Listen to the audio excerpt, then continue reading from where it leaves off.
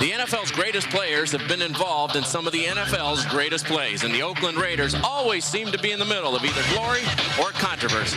Some of these plays, although memorable, have left a lasting impression on the Raider Nation, like this one in January of 2002, the Tuck game. 1 week from tonight, the Raiders will return to Foxborough. The mission to put to rest the question as to who will dominate the AFC in 2005. What better opportunity for me with my first time starting on national TV playing against the defending champions. Looking long, wide open Moss! Welcome to the Oakland Raiders!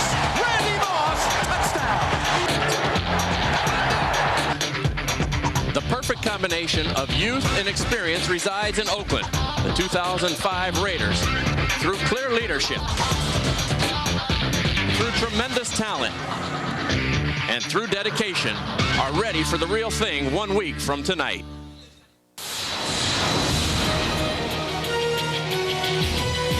Stabler back to pass. Touchdown Raiders!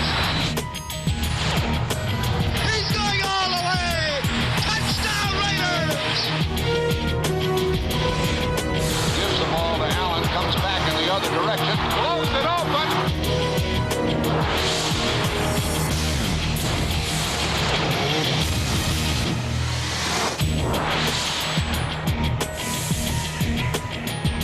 Welcome to Oakland. It's the final preseason game as the Raiders play host to the New Orleans Saints.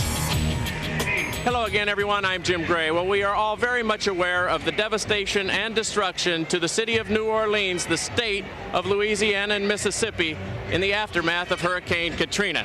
Now, the Saints were amongst the last to leave, one of the final planes out of New Orleans. They did so on Sunday. And they went about 45 minutes from here down to San Jose to practice at San Jose State, away from their loved ones, the community, and unable to assess their personal situations and circumstances.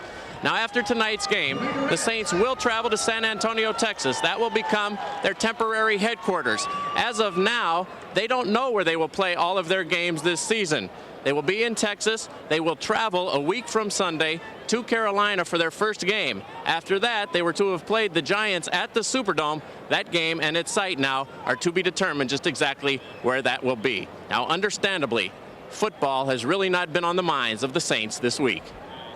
And we were looking at the TV, looking at Louisiana, worrying about the people that were there. Our property and our prizes and everything else that we have there is irrelevant. That's replaceable. But the people that's there, having to go through that storm is sad, very sad. That's who the Saints players' heart goes out to. More concerned with the people inside the dome and really what the city, the devastation at the city and Chalmette and the outside areas, what happened to them. This kind of thing puts football in perspective, like a lot of things have in the past, and obviously our hearts and thoughts and prayers are with the people in the affected area, the families of the Saints, the people that they left behind that are having to deal with this. We know it's going to be real hard, and I think they need our support. In 1989, after the earthquake up here in the Bay, many outside of this area did their part in helping this area recover and rebuild. Now it's our opportunity to help those in need in New Orleans and Mississippi. Grab a pen if you can. Dial this number, 1-800-HELP-NOW, 1-800-HELP-NOW. Give what you can. The Raiders are doing their part here at the Coliseum. Fans, as they come in, are being asked to donate blood if they are in good health, and there are stations set up throughout the Coliseum. In addition, tonight, throughout the broadcast, several Raiders have recorded public service announcements. We will play those throughout the game. Those will tell you just exactly what you can do to help. It is with that backdrop that we now make the very uncomfortable transition of talking about football, and yes, there is a game. And with that, and for more on tonight's game, let's go upstairs to Grant Napier. All right, Jim, very well said. As a matter of fact, a Pro Bowler. And back deep on your left is Chris Carr, and on your right is Calvin Branch. So the Raiders won the toss, and they'll get their hands on the football first. It's a lot of speed back there for the Oakland Raiders. Branch might be one of the fastest players on the team.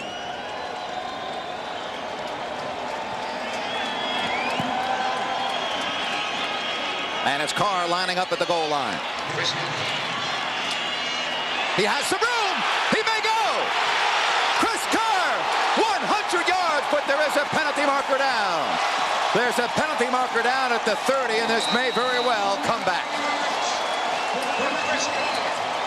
Well, Grant and Jim, Obviously, there's a foul here, but that hole opened up.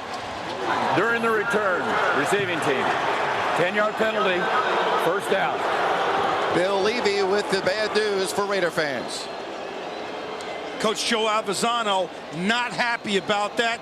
The Raiders special teams have been penalized a great deal this year. Now watch it as you see Carr. He's going to hit it up inside here. We cannot see the infraction, but believe me, if it was that obvious, the official's going to call it. Well, in any event, it's all for naught. The Raiders will take over at their own 20-yard line. And Kerry Collins will bring the Raiders out of the huddle. Collins, the 11th year man out of Penn State. The running back is Lamont Jordan. And Jordan is across the 20, a gain of 3 on the play. Well, Kerry Collins will have Barry Sims and Robert Gallery at the tackles up front. The guards, Walker and Badger. Jake Grove is at center. We told you Jordan at running back, Chris Hetherington the fullback, with Courtney Anderson starting at tight end, and the wideouts Randy Moss and Alvis Whitted. Gain of 3 on the play.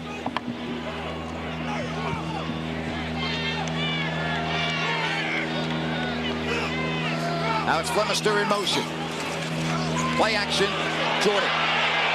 Wide open is Moss. He has to wait for it. The ball just a tad underthrown. He had a step on the defensive back, Jason Kraft, but it's incomplete, and it will be 3rd and 7. Let's look at the defense for the Saints, and they are very good up front. You look at Howard, Whitehead, Green, and Charles Grant. Grant started every game last year, 10.5 sacks, 113 tackles. The linebackers, Hodge, Watson, and Bockwalt. And in the defensive backfield, Jay Bellamy, number 20. He started every game the last 4 years. He led the team in tackles last year with 116 as you look at head coach Jim Haslett. So a 3rd down opportunity for the Raiders and Kerry Collins. 3rd and 7. Collins, far sideline, and that's pass interference, and the Raiders will get a 1st down out of it. Randy Moss was bumped. And that penalty goes against the New Orleans Saints. And Fred Booker, number 23, as you take a look at Randy Moss, was a little bit too easy with his hands on Randy Moss. The Saints that time, Plunk, blitzed. Pass interference. Yes, they did. It was picked up very well by the automatic 1st down, spot on the foul. By the the backs in the backfield, Lamont Jordan and Crockett. But I thought the first play was also the deep pass to Randy Moss was also pass interference. He didn't know where the ball was, and Randy had to slow down, but at least this one was called. All right, Hetherington and Jordan in the backfield. Randy Moss, bottom of the screen. Here's Jordan. Breaks a tackle at the point of attack, moves forward. Mel Mitchell on the stop for the Saints. Short gain on the play. Maybe just back to the line of scrimmage. Norv Turner, his attention already focusing a week from tonight, where the Raiders open up the season at New England. And that was a typical Norv Turner call in the first series, or going deep to Randy Moss on the 2nd play of the game. Norv likes to air it out. He's part of that vertical passing game philosophy, and number 18 fits in perfect. Courtney Anderson at tight end. Collins has Jordan near side, hits him in stride, and look at that, lowering the shoulder, and he dives for the 1st down. Lamont Jordan just running over Jay Bellamy. Great effort by Lamont Jordan. He's hit at least 5 or 6 yards short of the 1st down, turns it upfield, breaks a tackle. Here he is. And one of the great things about it, Kerry Collins hits him while he's going up the field. Perfect pass, hits him in stride.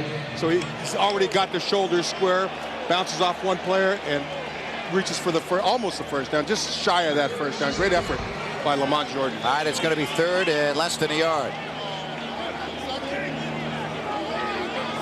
They line up in the I. Hetherington in front of Jordan. And it's the 2nd man, Jordan. 1st down. And he is across the 45 down to the Saints 44. So with 2 minutes gone by here in the opening quarter, the Raiders with their 2nd 1st down of this opening drive. One thing about Lamont Jordan, he runs hard, whether he's catching a pass or he's banging it up in there on 3rd and 1. This guy is hard to bring down, Jim, and he runs violently. He's got a low center of gravity. Yes, hard to get his hands around him. He's got great balance. He's able to bounce off some of the tackles that when they try to wrap their arms around him. All right, now Moss and Whitted to the far side of the field. This is Whitted in motion. First down for Oakland Raiders. Jordan. And he has a hole. He's inside the 40 to the 39-yard line. And guys, really, when you look at this preseason, there have been many bright spots for the Raiders. We've talked about how their first string has dominated games. But maybe the most impressive guy has been number 34, Lamont Jordan. You know, and watch old Langston Walker here pull and lead the way as Jordan bangs it up inside. That's an excellent job, Jim, of blocking by that offensive line. Yeah, Chris Heatherton comes around on a kind of a counter play. Hole opens just great for Lamont to run through. All right, a pickup of 4 on the play. And again, they fake the handoff to Jordan. Near side, Moss, and he has the first down, and he walks out of bounds at the 30-yard line. I think they were playing off from deep that time. I think so, after going up twice, giving them a little bit more room. But that's going to happen all year long. It's going to be play and catch. You know, we take a look at the Raider offense. They have had a great first half in each and every game this year, as attested by these statistics. But the one I like the most is the one right here on the bottom, where they have outscored their opponents 36-18. Good starts. So first down at the 30-yard line of the Saints. And again, it's Jordan. Tries to cut back, and not much to it. Able to spill forward for a couple of yards. Maybe 3 on the play. And it will be second down and 7 for the Raiders. And you guys both know that, you know, neither one of the starting offensive or defensive units are going to go very long, but this is a great start for the offense, picking up where they've left off the last 3 weeks. You know, real precision, execution on offense, moving the ball down the field. It's a great job by the offense. You know, talking to some of the Saint coaches before the game, there's Jim Haslett. They're not happy. They've given up 535 yards on the ground so far this year in 3 preseason games. All right, Courtney Anderson comes out of the backfield to go to the line of scrimmage. He's the tight end, number 83. Now Collins, blitz coming, and underneath, incomplete. A lot of contact. Fans look for the flag. They don't get it, as that pass intended for Flemister, the 5th-year player out of Iowa. So the Raiders looking at another third down. It will be 3rd and 7 from the 27-yard line. You know, nobody was able to pick up Courtney Watson coming up the middle. They disguised it well. He hit the gap and put pressure on Collins. He had to get rid of the ball quickly. Too many numbers. You had 5 blockers on 6 blitzers. Got to get rid of it. That's on the quarterback, as you know. Unless it was supposed to be picked up. Exactly. All right, Ronald Curry into the ball game as the 3rd wide receiver.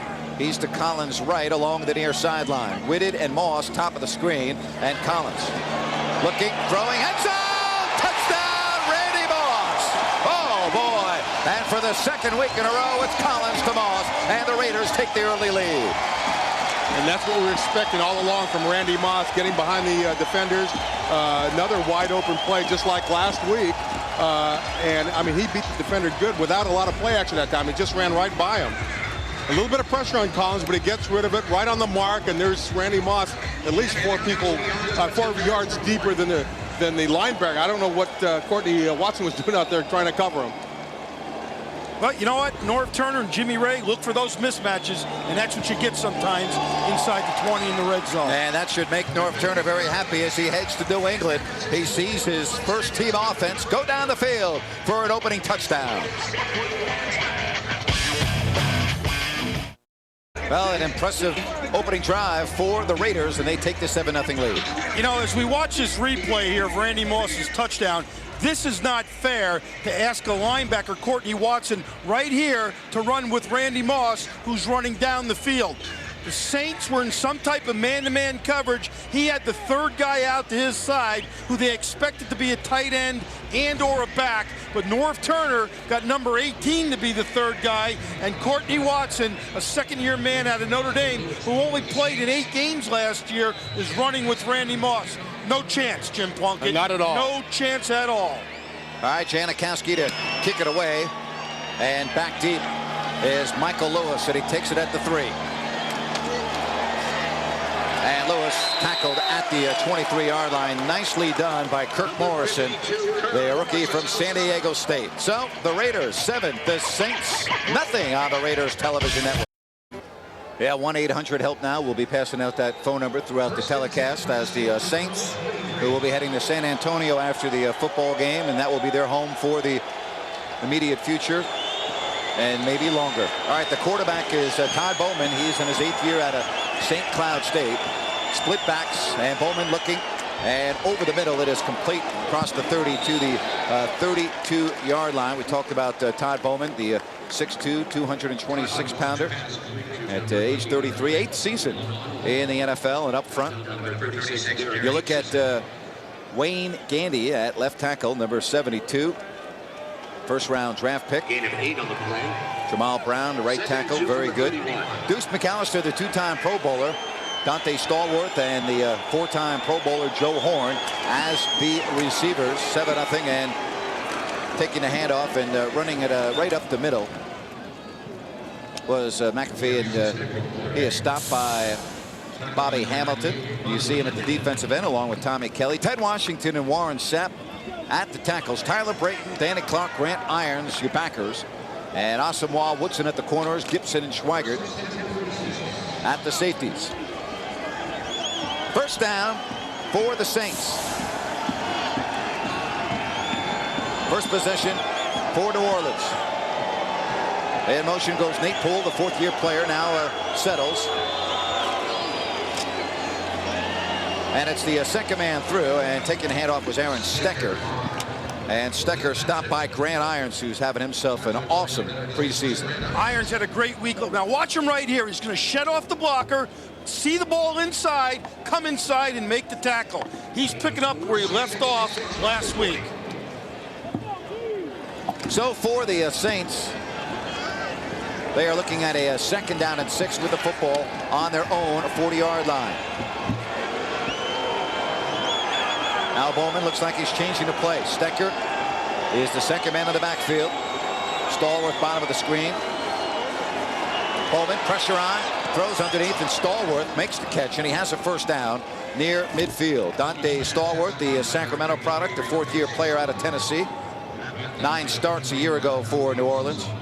Asamoah on the coverage. You know, although Todd Bowman's been in the league for 8 years, he's only thrown 108 passes during his career, and there he is. But he's an experienced quarterback. He gives you a lot going for him when he fills in for Aaron Brooks. But there, a lot of pressure on him, but he got the ball off, threw an accurate ball. Now Smith is in at running back on a first down for New Orleans. And Smith with his first carry, not much. Danny Clark was there first, number 55, emerging from the pile. Danny Clark, the leading tackler on this team a year ago. The defensive leader, calls the signals in the huddle. The defensive captain, you know, he's the leader of this defense, and they have done very well this preseason. Excuse me. Right now, they're ranked number 1 in the NFL in total defense and number 1 in first downs allowed. And the opponents have only converted on 30.8% of third down conversions. Tremendous improvement over last year. Michael Lewis, Dante Stallworth to the left on a 2nd down and 10. Bowman now throws to the safety valve. Stecker can't hang on, and it's incomplete, or rather Antoine Smith, the intended receiver. And it will be a 3rd down and 10 for the Saints on their opening drive. Rob Ryan, the defensive coordinator, quite honestly under a lot of heat last year. But so far, so good this preseason. He's, I think, reduced the amount of defensive calls. They've simplified the system and brought some newer, faster players in. And I think that combination is showing its dividends on the field right now. All right, Bowman's going to work out of the shotgun at a 3rd down and 10. 7:18 left here in the opening quarter. The Raiders with an early touchdown lead, 7-0. They set up the screen. And well defended. Flags don't come flying. Tommy Kelly on the stop for the Raiders. Not able to break free was Aaron Stecker, but there is a penalty marker down. Holding. Number 69 offense. Penalties declined. 4th down. Now, there's another example of how well the Raiders have improved. You mentioned preseason, only a little over 30% third down conversions. Plus, I thought Warren Sapp did a great job of reading that screen and chasing them from the inside. Absolutely, and a year ago, the Raiders were 32nd in the National Football Team at an alarming, almost giving up 50% on 3rd down. So, yes, that's a big factor this year.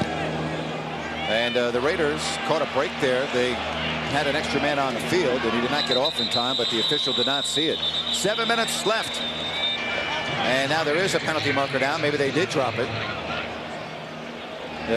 Maybe they were caught. They had an extra man on the field. And here's the official.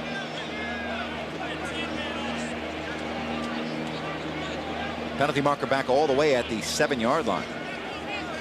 There's no foul for 12 men on the defense. First down, Oakland. There you go. Timeout. First down, Raiders. When we come back, 7-0 for the Raiders. America. Jack in the Box brings you a chance to win 4 tickets to a suite and 4 field passes to the Raiders-Bills game October 23rd, or a Raiders t-shirt by text messaging your choice for the most memorable Super Bowl win in Raiders history. Just text the number 86212 on your cell phone and you could be a winner. Just by text messaging, you'll be able to take 15% off your next purchase at any of the Raider image stores. For terms and conditions or an alternative entry to the Jack in the Box text to win contest, just go to Raiders.com. How about Super Bowl 11, 15, 18?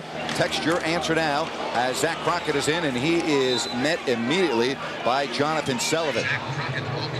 Raiders now with their second offense in. The first offense ran a series, and I know they're happy, Plunk, because that's their final tune-up before the opener a week from tonight. It certainly is. It's giving some of the younger players a chance to get some time in, to play a little bit better, get in, improve a little bit. I know that most of the roster is already set, but there's still some opportunities for some of these players to make this ball club. All right, Marcus Tuiasosopo at quarterback.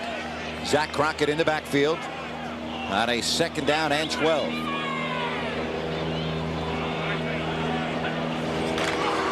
And again, it's Crockett, and the veteran running back is across the 10, maybe to the 12-yard line, and it's going to be 3rd down and 10. Punk, let me ask you something. Tui has thrown 4 preseason picks already, and no touchdowns. What do you attest that to? Well, he's probably trying to do too much. He made some, I think, mental mistakes as well. He had such a great preseason last year. He didn't make a single mistake, it seemed like. And this year, it's just sometimes that's the way it goes. You're not in there with the first unit. You're playing with younger players. So sometimes you tend to force the ball a little too much because you want to prove just how good you are. See the numbers on Tui, 358 yards. The 3 interceptions that Artie and Plunk were just discussing, no touchdowns. And the pressure, Tui using the lateral movement to get it to Crockett, and Crockett is up to the 20-yard line. It looks like he's going to be just shy of the first down as Mel Mitchell from Western Kentucky stopped Crockett just short of the first down. And we'll get a look at Shane Lechler. Good to see Shane Lechler back punting the football for the Raiders. Yes, it is. I talked to him in the locker room right before, but here's the screen set up by Crockett to the right side, and Tui waits. He has patience. Yep. So Shane Lechler with 5 minutes left here in the first quarter, and the Saints will get the football back. Michael Lewis waiting for it at the 35. And Lewis parks under it, and he'll take it at the 34. Flag down, and Lewis is tackled right there. Nice coverage on the special teams for the Raiders, and making the stop was Cooper. And guess what? It's a blocking in the back penalty, like we've never seen one of those all year. Shocking. Shocking. And the referee discussing it, Bill Levy.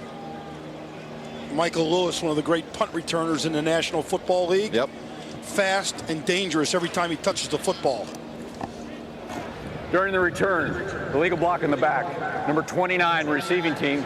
10-yard penalty. First down. Timeout. And that gets us to the break. Again, it's the Raiders on top of the Saints, 7-0. Waltering. Only played a couple of plays on that offensive drive, but boy, they look good.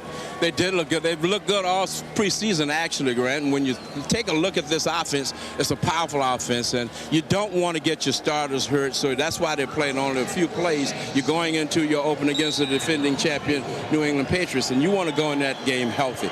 That's why these guys are only playing a few plays. Most importantly, they look very efficient, and that's what you want to see. The offensive line did a good job picking up the blitz. There was no missed assignments, and Kerry Collins and Randy Moss did a great job of pitch and catch. I don't think there's anyone in the league who can cover Randy Moss right now. He reminds me of a young Bo Jackson, a man amongst boys out there. Back to you, Grant. All right, Wiz, we appreciate it. Well, let me tell Wiz something. Anybody that puts a linebacker on Randy Moss is out of their minds. And there ain't no linebacker in the NFL that's going to cover Randy Moss. Now, they'll be trailing real quickly. Yeah, so go back to the drawing board on that one. All right, Lamont Hall in at wide receiver. Stecker, stutter step move at the line of scrimmage, able to cut to the left and pick up 3, maybe 4 on the play. Stuart Schweigert on the stop. Also Kirk Morrison, the outstanding rookie from San Diego State, two-time All-American, third-round pick, an Oakland native. And there's a good look at Schweigert. Schweigert in his second year out of Purdue. 2nd and 6 for the Saints. And Schweigert, Grant and Jim, I think has played really, really well this preseason. That's exactly what he needed. Get the football at the 37-yard line of the Saints. We're in the first quarter. Near side Stallworth. He's got good speed. And Stallworth has the first down. And he's in the Raiders territory. Stopped at the 49-yard line. Working on the rookie from Nebraska, number 27, Fabian Washington. When you throw a quick out like that, you force the defensive back to come up and make an open field tackle. And when you got a guy that can run the ball up the field, like a Joe Horn or like a Dante Stallworth, it puts a lot of pressure on those corners. Yeah, Stallworth was the second leading receiver for the Saints last year with 58 receptions for almost 800 yards. Big play guy. Raiders took the opening kickoff and moved 80 yards down the field, and it was Collins to Moss, a 27-yard hookup, our only score here of the first quarter. Bowman underneath, and it is caught by Lamont Hall, the tight end, and he doesn't get much. Again, it's Cooper on the stop, number 40 from Kansas State. And the Saints don't throw very often to their tight ends, but here Todd Bowman, a little just quick out by the tight end. He picks up another couple of yards, but the leading receiver, Conwell, last year only caught 10 passes all season long a year ago. 2nd down and 6 for the Saints. The quarterback, Todd Bowman.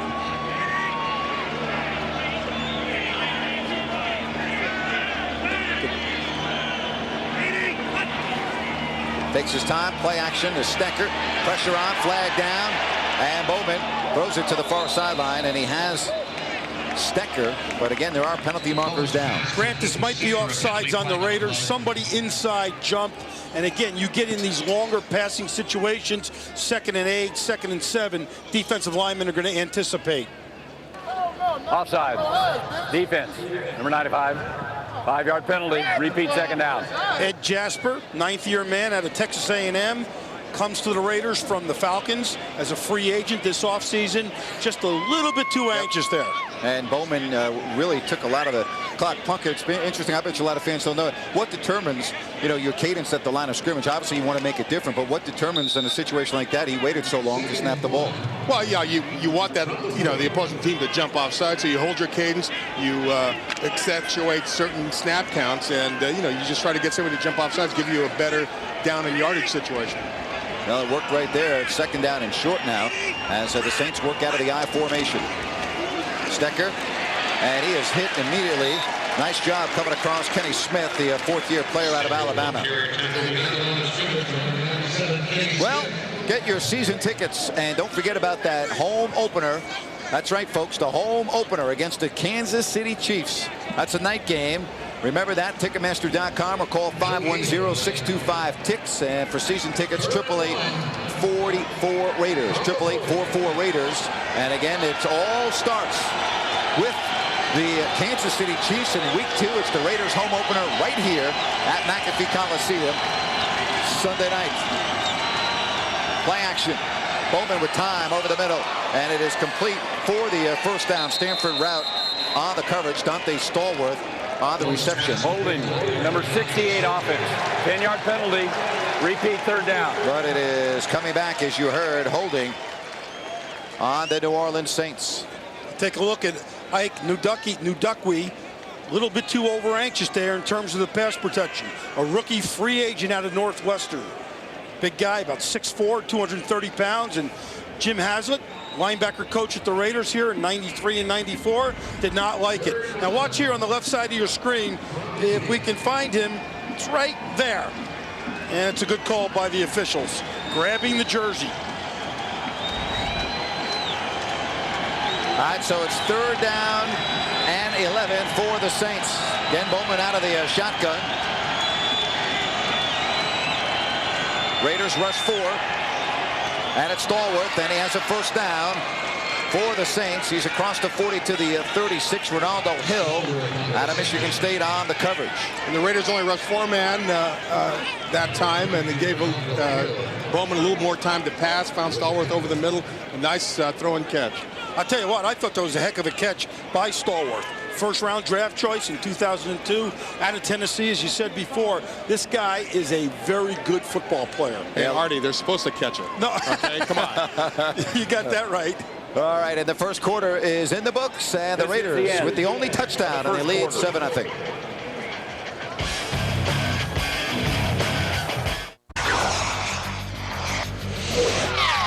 Raiders in the National Football League, of course, KTVE, Channel 2, really everybody in the country trying to do their part to help out all the victims down in Louisiana and Mississippi from the devastating hurricane of this past week.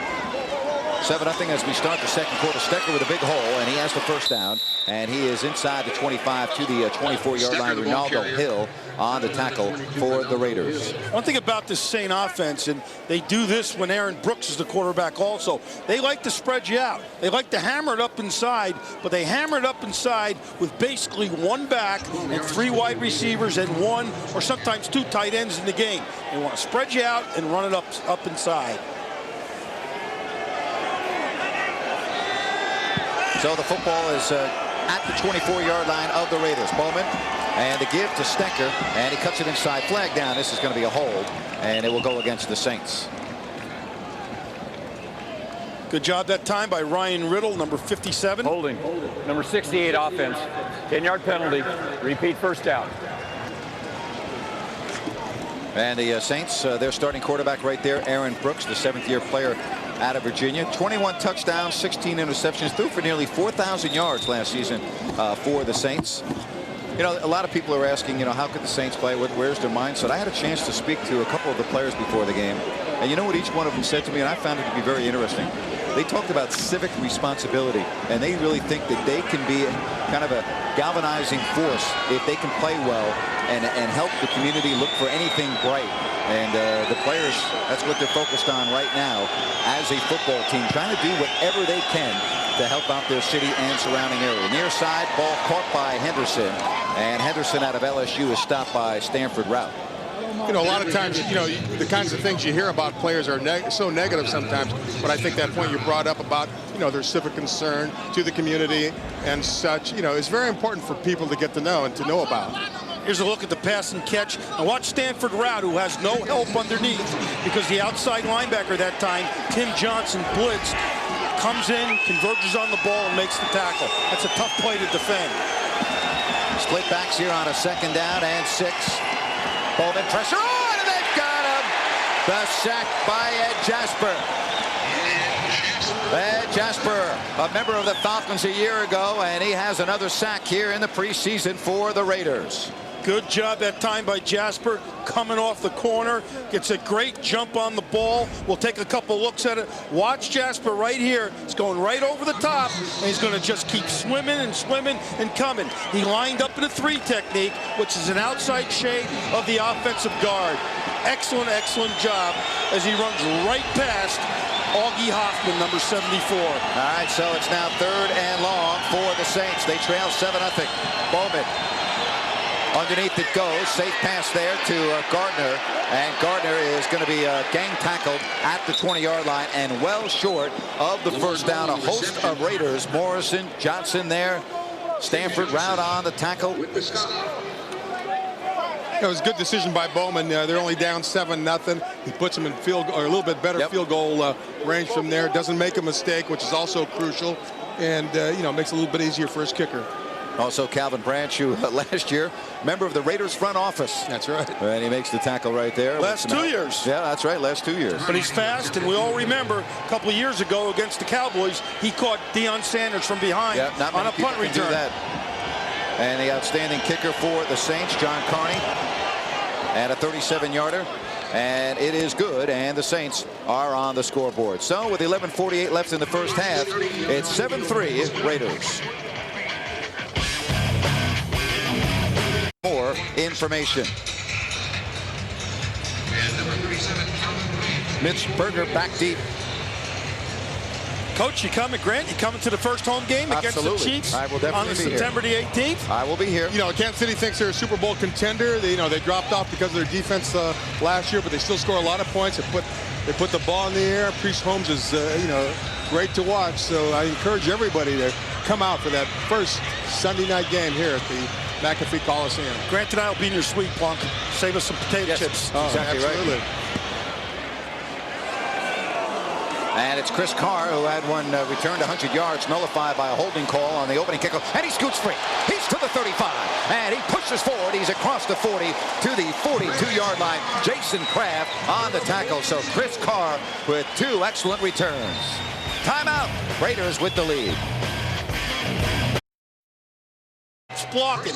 Joe Avizano, the special teams coach, is going to love that effort by number 86, Randall Williams. And he's going to get that ankle retaped a little bit. Good field position for the Raiders and Marcus Tuiasosopo. And he rolls out. Tui looking and underneath the edge. Johnny Morant. And Morant is inside the 30 and he's run out of bounds after a big gain.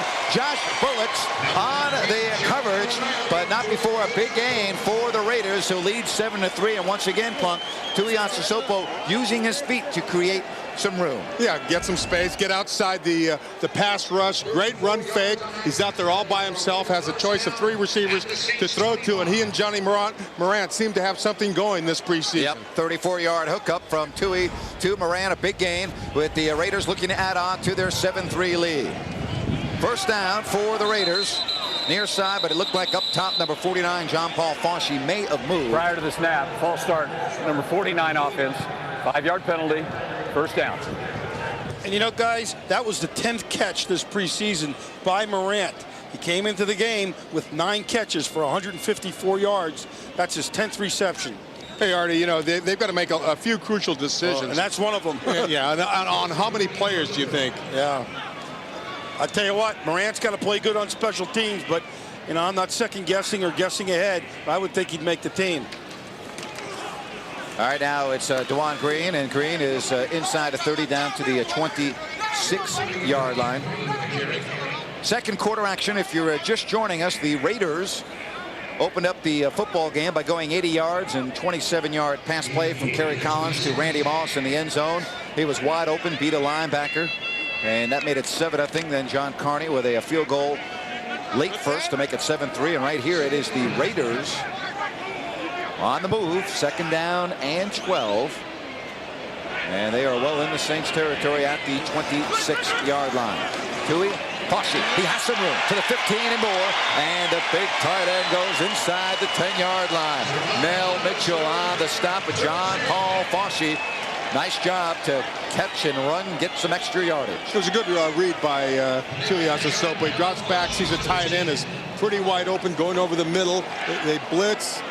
He comes underneath, wide open, turns the ball up, picks up some extra yards. Good play. 16-yard pass play. Fauci in front of Green. And here is Green.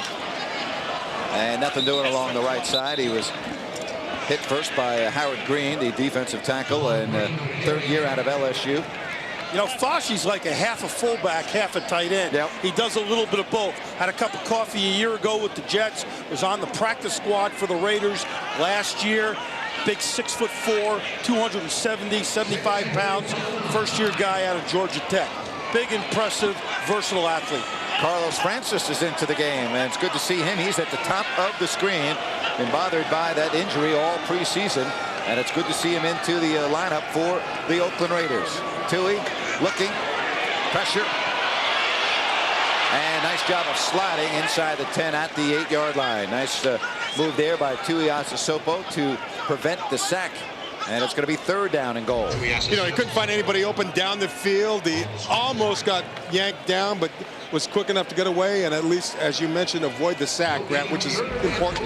This is what this guy can do. He can avoid problems. He can get himself out of trouble with his obviously fleet feet. How's that, Grant? I don't know if you could say it more than once or twice consecutively. All right, it's third down and goal with the football at the 9. Good protection for Tuiasosopo. And he is hit hard at the 5-yard line as Ronald McKinnon out of North Alabama laying the lumber on Tuiasosopo. Yeah, once again, you know, Tui gets himself out of trouble. Can't find anybody open down the field, takes off and gets some positive yardage. And I think one of the reasons why he hesitated to throw the ball in there because of, you know, the trouble, the 4 interceptions he's had this preseason, 3 of them in the red zone, I believe. And so, you know, it was good of him to, you know, to hold on to the ball and set up for a field goal. And Janikowski connects from 23 yards out, and the Raiders extend their lead. So with 7:46 left in the half, it's the Raiders 10 and the Saints 3. 7 minutes and 46 seconds left. And Super Bowl 11. Let's start with that. Boy, you look at the snake, Kenny Stabler. And hooking up here with the great Hall of Famer, Fred Biletnikoff. And the Raiders with the big victory against the Minnesota Vikings. John Madden with that 32-14 win for the Oakland Raiders. You know, you take a look at the sideline here. This is Jim Coletto, the offensive line coach, talking to his troops. And Lewis thought it would go out of bounds, and the New Orleans native is hemmed in. Now scoots free, and he's across the 20 to the 22-yard line. Lewis, again, from New Orleans, did not attend college. Former Pro Bowler, and the Saints football when we come back. Good day. Raider personnel department, because there are some very tough decisions. Tonight, these guys are fighting. 23, 24, these guys will not be here to open the season Thursday in Foxborough, so they're fighting for every position they can have. Marcus Tuiasosopo, this is a big night for him. As a matter of fact, he's had 4 interceptions thus far in the preseason and no touchdowns, but he plays with a lot of heart. They're looking for him to see what he can do. Can he be efficient? Can he move the ball? Can he get in the end zone tonight? So there's a number of small stories developing here. Guys fighting for a job to represent the silver and black. Back to you, Grant. All right, Wiz, yeah, absolutely. This is it, the last opportunity for players to showcase their talents. Raider quarterback, 6 of 18 for 114 yards. Had 3 strikes over 15 yards. Todd Bowman, the quarterback for the Saints, on a 2nd down and 9. Looks left and overthrew his receiver. That was Michael Lewis. And it will bring up a 3rd down. And Michael Lewis was in the seam between the cornerback and the safety, and it was just a poor throw by Bowman that time. Take a look at the receiver out on the. You see number 26 route come up and try to jam him within the 5-yard area. It was number 2 with 22 Ronaldo in the deep. It's complete, but it looks like it's going to be a hold against the Saints, and if it is, this will be their 3rd offensive holding penalty. Kirk Morrison on the tackle. Personal foul, chop block, number 69 offense. Penalty is declined. 4th down. So Ledford and the Saints will jog off. We heard the chop block call, and the Raiders will get the football back. You know, that was a pretty quick pass, so it's really hard to get holding that quickly. Yep. So they made another penalty, but it wasn't holding. And I like that call because, you know, we're all for safety, and I always thought offensive linemen took advantage of defensive linemen's vulnerability in the ankle and knee area. All right, Chris Carr back. He will fair catch it at the 28-yard line. And that's where the Raiders will have the football when we return here on the Oakland Raiders television network. Going to chop Antog Horthon from the Raiders. A dangerous play, and that's why it's a penalty. High, low, boom. Watch his feet come up as he goes underneath. It's a great camera shot by our guys in the truck, illustrating a very dangerous block. Well, you can end somebody's career that way. Great to see Andrew Walter on the field. He looked so good against the 49ers in week 1 of the preseason. And he comes in relief of Marcus Tuiasosopo. And Plunk, I know you talked with Andrew Walter before the ball game. Yeah, and he was still a little concerned about his groin pull, but he was talking to the trainer when I was speaking to him, and he was going to give it a go in pregame warm-up, and he was ready to go. He was going to be out there, and then there he is. And he did play great against the Niners. He's just missed the last 2 preseason games because of that groin, but, you know, hopefully he's on the right track, and he's healthy, and he's ready to go. Teo Johnson and Ricky Dudley into the game. That's Dudley moving to the line of scrimmage. Teo Johnson slot left, and now Teo Johnson, he goes in motion. Walter looking, and he has the man, and it is Johnson, and he is across the 40 Tackled at the 44-yard line by Josh Bullock. So a nice pass play. Theo Johnson out of Stanford. Well, you know, if you want to get information on the Raiders, hey, the best place to go is to Raiders.com. Updated news and information. Don't forget about In Spanish as well. And Raiders.com for you youngsters out there. That's right. Don't forget about the Raiders.com Kids Zone, educational and interactive games for kids. So we've got it covered for you on Raiders.com. At the 45-yard line, Andrew Walter to Theo Johnson and the first down. Johnny Morant to the right. And to the left is Ronald Curry. Green in at running back. And he is hit and dropped for a loss. LeVar Fisher in his third year out of North Carolina State on the tackle for the Saints. You know, I noticed one thing about that play, though. It looked like Andrew Walter had a tough time getting to the running back that time. I mean, that groin still may be bothering him. And you know that's a long step for him. It's like that old off-tackle play that the Bengals used to run behind Anthony Munoz. Right. You know, the veer play. So I think that's tough on a quarterback, especially a guy like you said. It's a great observation by you. It's a little bit slowed down. Yeah, especially if you're doing a reverse pivot on the dirt or what have you, where the footing is not as good. Getting ready to hand off the football as you see Curry in motion. Walter looking left. Now in trouble. And he throws, and what a nice catch by Carlos Francis. He was able to pull it out of the air into Saints territory at the 48-yard line. He leaped high for that one. You know, they came with a blitz that time, the Saints did. It was a good pickup by the offensive line and the backs to pick up the blitz. And, you know, Walter gives himself a little bit extra time by moving to his left, finding Carlos Francis. Threw a little high, but a great catch. Boy, how impressive is it to see Andrew Walters. You know, you look at other quarterbacks drafted ahead of him. Of course, Alex Smith with San Francisco. Aaron Rodgers with Green Bay. Both have struggled here in the preseason. And you get this kid, he comes in, looks good against San Francisco. And so far, so good here tonight in the second quarter. Now over the middle, and it is another completion fumble. And the football is picked up by Terrence Melton. And Melton... and they're going to say incomplete. They changed the call. The whistle came in late. Ruling on the field is incomplete pass.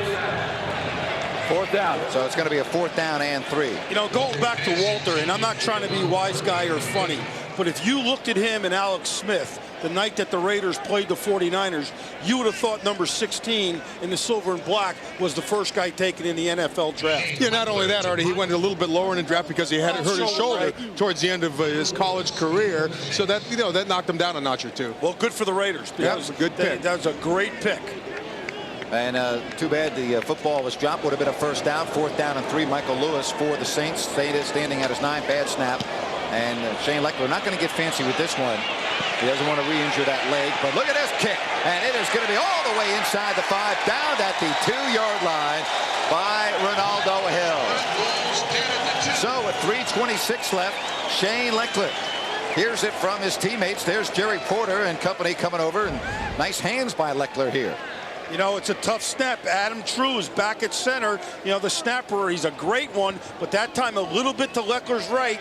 But you saw the versatility of Shane Leckler there, being able to go out with one hand and make the catch. Remember, Leckler was the 3rd-team quarterback at Texas A&M. He's very athletic, Jim. You know, I talked to him in the locker room, too, asked him how his hamstring was doing. He says fine, but I also mentioned it, kind of ribbing him, please don't run again. It didn't look good. Yeah, he listened to you there. Oh, yeah. Yeah, with the New England game a week from tonight, he's not going anywhere in terms of running. And the handoff to the fullback, Nate Sherman. 10-3. Well, let's get to George Atkinson, who's got a special guest. George? Guys, I have with me Grant Irons. I played with his father, Gerald Irons, who's a linebacker. Grant's a linebacker converted from defensive end. Talk about the transition from defensive end to linebacker. It's been a good time. You know, it's been a good time just going out there, you know, making the transition from defensive end to linebacker and just using my aggressiveness to help this team. Now, how much did you confer with your dad when you made that switch, and what advice did he give you? He just told me when I called him up after I made the switch just to go out there and be aggressive. Go out there, play within the scheme of the defense, and go out there and just have that Raider mentality. It appears that you do have that mentality. It appears like you're having a lot of fun. Talk about what we can expect from you this coming season. Just for us to go out there and fly around. You know, we got Danny Clark out there in the middle. We got Warren Sapp. We got a lot of players on defense, and we just want to make sure that we just play together as a team and go out there each and every week and just play to win. All right, Grant. Thank you. All right, guys. All right, we appreciate it, George. Yeah, Grant Irons certainly has been a highlight here during the preseason. Hey, Grant, didn't George play with his grandfather and not his dad? I'm not so sure. The same thing. Oh, man. All right, 2nd and 10, a false start on the Saints, and they are backed up deep inside the territory, and now the draw. And taking the football was Antoine Smith. A little breathing room for Smith. George, I'm going to give you the last word here. Yeah, you know, that's a low blow, guys. His grandfather, Gerald, was his father, is his father, and we played together. I'm not that old. I'm the same age as you, Artie.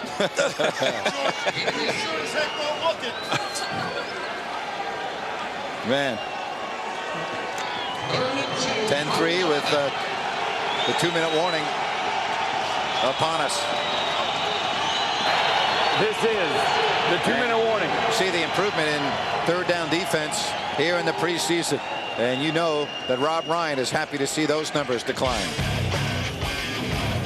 If you'd like to help, 1-800-HELP now. Grant will have more on this at halftime, scores and highlights, and we'll hear from Raider owner Al Davis. All right, Jim, we certainly look forward to that. And the defense holds another 3rd down conversion that was not converted by the offense. And guys, I mean, that had to be one of the real keys in preseason. And Plunk, again, Rob Ryan has to be very happy to see those numbers going down. Well, absolutely. I think they played excellent defense all preseason, gave up one long drive beginning into Houston. Other than that, they've shut him down almost completely in the first half. And a great play by their #1 draft pick, Fabian Washington. Right. That last pass. Mitch Berger in his end zone. Carr is standing at midfield. Oh, a beautiful kick. Beautiful kick. And this backs Carr all the way to the 38. And he calls the fair catch. So it's 10-3. The Raiders will have their 2-minute offense. And certainly, folks, you can find all the latest Raiders apparel and merchandise. You can get it for the entire family at the Raider Image. If you want official gear of the Oakland Raiders, the Raider Image is your destination. 16 locations can be found. It's all up and down this glorious state with several stores in the Bay Area. You can also log on to Raiders.com to shop online. So we'll see how Andrew Walter Plunk works the 2-minute offense. He has his timeouts to use. Yeah, he hasn't had a whole lot of experience doing it, but you know, I'm sure this is going to come in handy, be put in a situation like this. All right, into the football game is Cedric Bonner. He's at the bottom of the screen. Walter looking, throwing long, and what a pass and catch to Johnny Moran. Oh boy, how about that pass by the rookie Walter, and a fingertip grab by Johnny Moran. A great throw by Walter and a go-get-him kind of pass for Johnny Moran. He came through with a real fine catch. He really stretched out to go after that ball. At first, I didn't think Moran would be able to get to it, but there's Walter throwing under some duress. A great throw over the top, over the outside shoulder. Great throw and catch. No huddle, and the Raiders on the ground with 1:35. And boy, now Walter will call a timeout. What a bright spot Andrew Walter has been. Timeout, Oakland. That's their first charge. Timeout. 30-second timeout. Too bad for him that he had the groin injury, and that's why we haven't seen him for the last couple weeks. And you know, Jim, he's got a great touch, this guy, doesn't he? He does. I mean, he doesn't throw too hard underneath, gets enough air underneath it on this deep pass. Like you said, I'm not sure you could throw a better pass than that. I don't think you can, but what a great catch by Johnny Moran. It looks like Tuiasosopo is not Moran's only favorite target. It seems to be a big one for Andrew Walter as well. And that was man under coverage. It was a 2-deep zone by the Saints with the underneath 5 guys running with their respective receivers. It's 2-man. That's a hard coverage to complete a pass like that against. You know, you took a look at Walter here. He holds the Pac-10 touchdown record with 85. Beat out your buddy, John Elway, who has 77, and he's number 2 on the list. All right, the ball at the 15. It's 2nd down and 8. Andrew Walter, and again, he will look to throw. Backpedaling and throws incomplete. Teo Johnson was grabbed. There was no penalty marker down. He was clearly held near the goal line as he made his break. You know what? I was impressed with that almost as much as I was Andrew Walter's last pass was the anticipation. He knew that Teo Johnson was going to break to the outside. He anticipated where Teo was going to be, but I think he got caught up or held a little bit by the Saints secondary. But just the anticipation, as you said, Artie, he does a lot of things well. Boy, he's got good pocket presence, too. I mean, a guy, he doesn't seem to get rattled at all back there. Andrew Walter, 3rd and 8. Very poised. So unusual for a first-year player. Look out. Pressure on this time, and they've got him. And the Saints may have the football, right as I was saying about pocket awareness. He was not aware of the guy coming around the corner. Well, the guy got there pretty quickly. I don't think Walter expected it to be that quick. Usually you can sense it when you've been in the pocket for a little while. Then you can sense your time is running out. But, Walter does a good job. What can you do? That happens sometimes. And the guy reached in. If he had stepped up a little bit, but there's also pressure from the tackle. So, those things happen. Yeah, you certainly can't fault that on the quarterback. As you saw Robert Hicks not able to contain on the right side of the line. And it was an ex-Raider, Tony Bryant, number 92. Yep. Raiders took him in the, in the draft in 1999 in the second round. Had a neck injury, was released by the Raiders. At that time, like you said, Grant, he beat Robert Hicks around the corner. Yeah, Tony Bryant actually started 40 games for the Silver and Black. Bowman underneath, wide open, Stecker. And he's to the 30-yard line, Aaron Stecker. And now the Saints will call timeout. New Orleans. That's their first charge. Timeout. 30-second timeout. And the Raiders will give up that kind of yardage in the 2-minute drill. They just don't want to be beaten by a long pass over the top.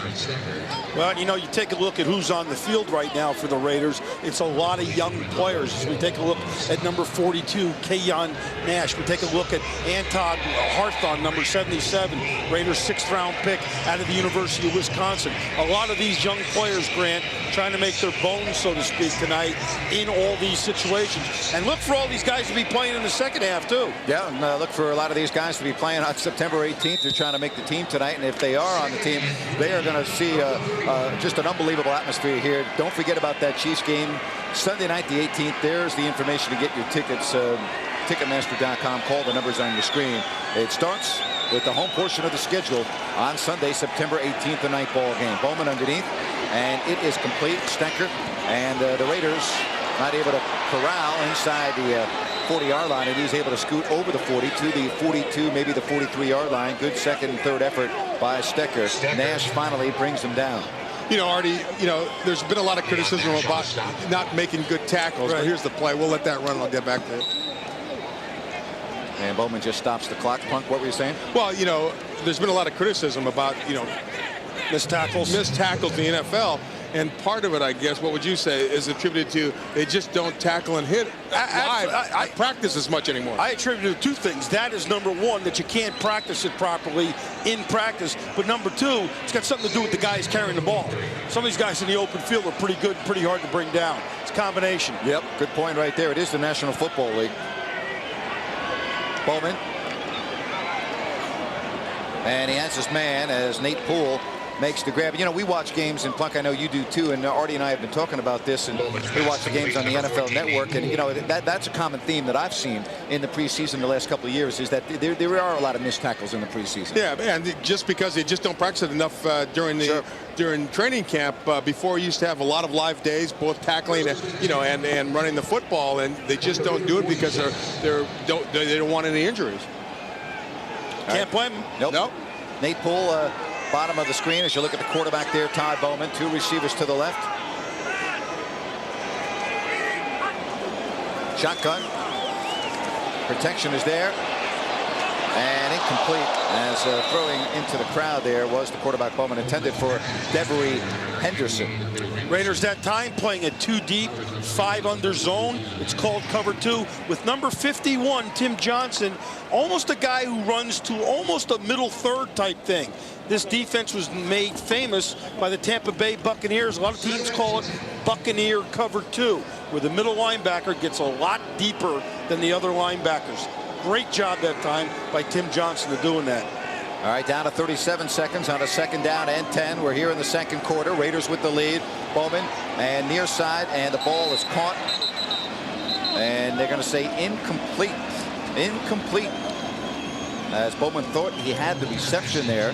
The ball was intended for the tight end, Mike Banks, but he was out of bounds. Watch Banks here, the big tight end out of Iowa State. He's juggling, does not have complete control, according to the official. Nope. Rob Ryan in the official's ear, trying to help him with the call. All right, so a third down, and again the shotgun with 32 seconds left for the Saints. Raiders with the lead here in the first half at 10-3. Blitz. Bowman has a lot of room, and he will get the first down and more. And he's out of bounds near the 40-yard line. One of the negatives of playing man underneath or blitzing is that the linebackers in the corners have their backs turned to the quarterback when he scrambles. That was a perfect example of it that time. The Raiders brought 5 defenders. They covered with 5 and had a free safety. Quarterback takes off and runs. The linebackers and corners do not see him take off. I said 40-yard line, but it is the 30. You can't really see it there in the dirt. It's been wiped out. But it is the 30-yard line. So it's a first down with 23 seconds left. Saints have 2 timeouts remaining, and they'll use one right here as Michael Lewis makes the grab. And the 5'8", 173-pounder. Timeout, New Orleans. That's their second charge. Timeout. 30-second timeout. Makes the catch. Well, the Raiders will play a week from tonight. Hard to believe it's a week from tonight, but they will be in New England to take on the Patriots back home against Kansas City on Sunday night, and then the following Sunday right back on the East Coast at Philadelphia before they take on Bill Parcells and the Dallas Cowboys and a week off. How about this, though? Look at this. The Patriots, the Eagles, the Chargers, the Denver Broncos, and the Jets were all in the playoffs last year, and they played Denver and San Diego twice. So this year the Raiders play 7 games against teams that were in the playoffs a year ago, let alone the 2 Super Bowl teams. Well, they say that the Raiders have such a tough schedule. I'd like to think that those teams have a tough schedule playing the Raiders. Absolutely. North Turner knows the challenges ahead. 18 seconds left. Second down and short. Bowman. And again, he has an opportunity to run, but now drops it off, and it is incomplete. Smith could not hang on. And it will be a third down with now 9 seconds left. Time for another play before a field goal attempt. Boy, don't you take off and get the first down on that one? I mean, I'm not second guessing the quarterback because you don't want to get clocked in the open field like that.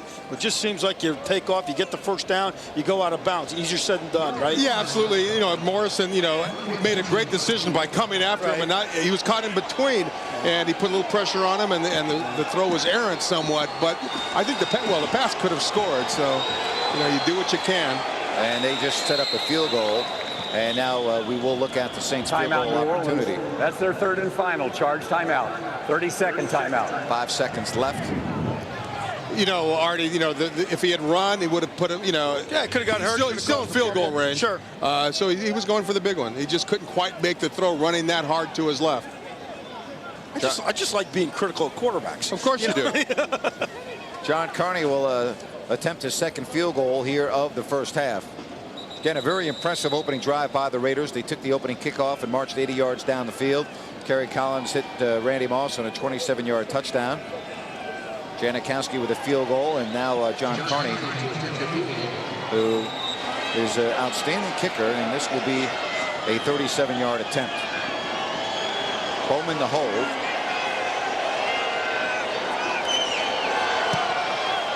And it's perfect. And that ends the first half. So we have played one half of football, and the Raiders take the lead into the locker room, leading 10-6.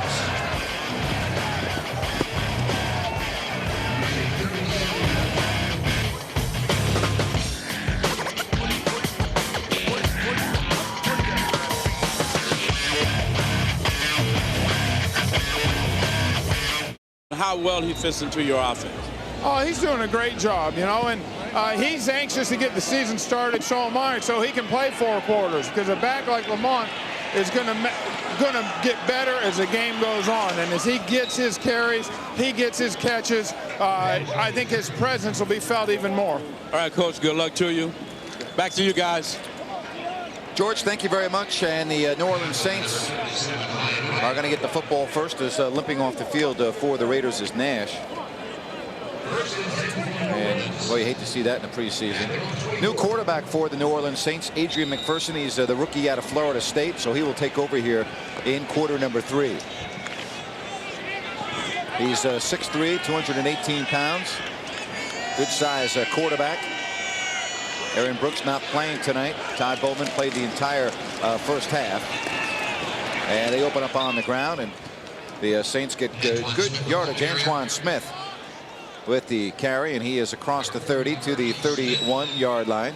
Some younger players from the Raiders on defense as you take a look at Adrian McPherson. And as you said, Grant, he's had a little bit of a checkered past, been in the Arena Football League, had some issues, some personal issues at Florida State, but can't take this away from him. The guy's a great athlete. Boy, he is an athlete. There's no question about it.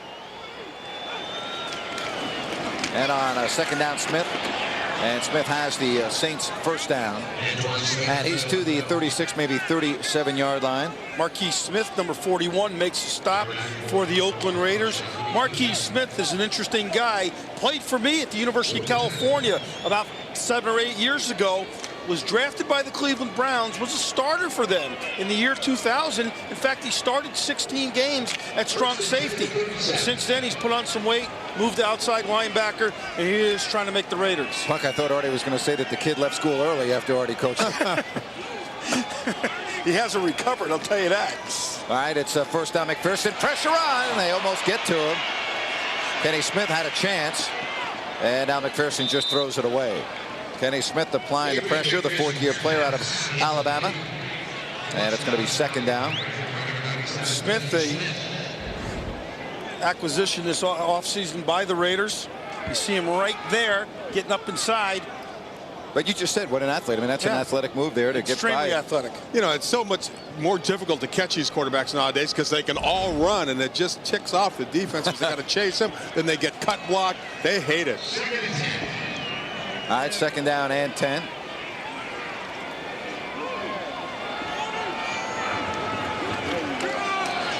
And the draw play. And the Saints keep it on the ground. And with the carry for the Saints is Keith Joseph. Jay Foreman on the stop. Jay Foreman, you know, we've talked about him in the last couple of games, but he joined the Raiders this past off season after being with the Buffalo Bills and most recently the the Houston Texans, where he had 42 consecutive starts.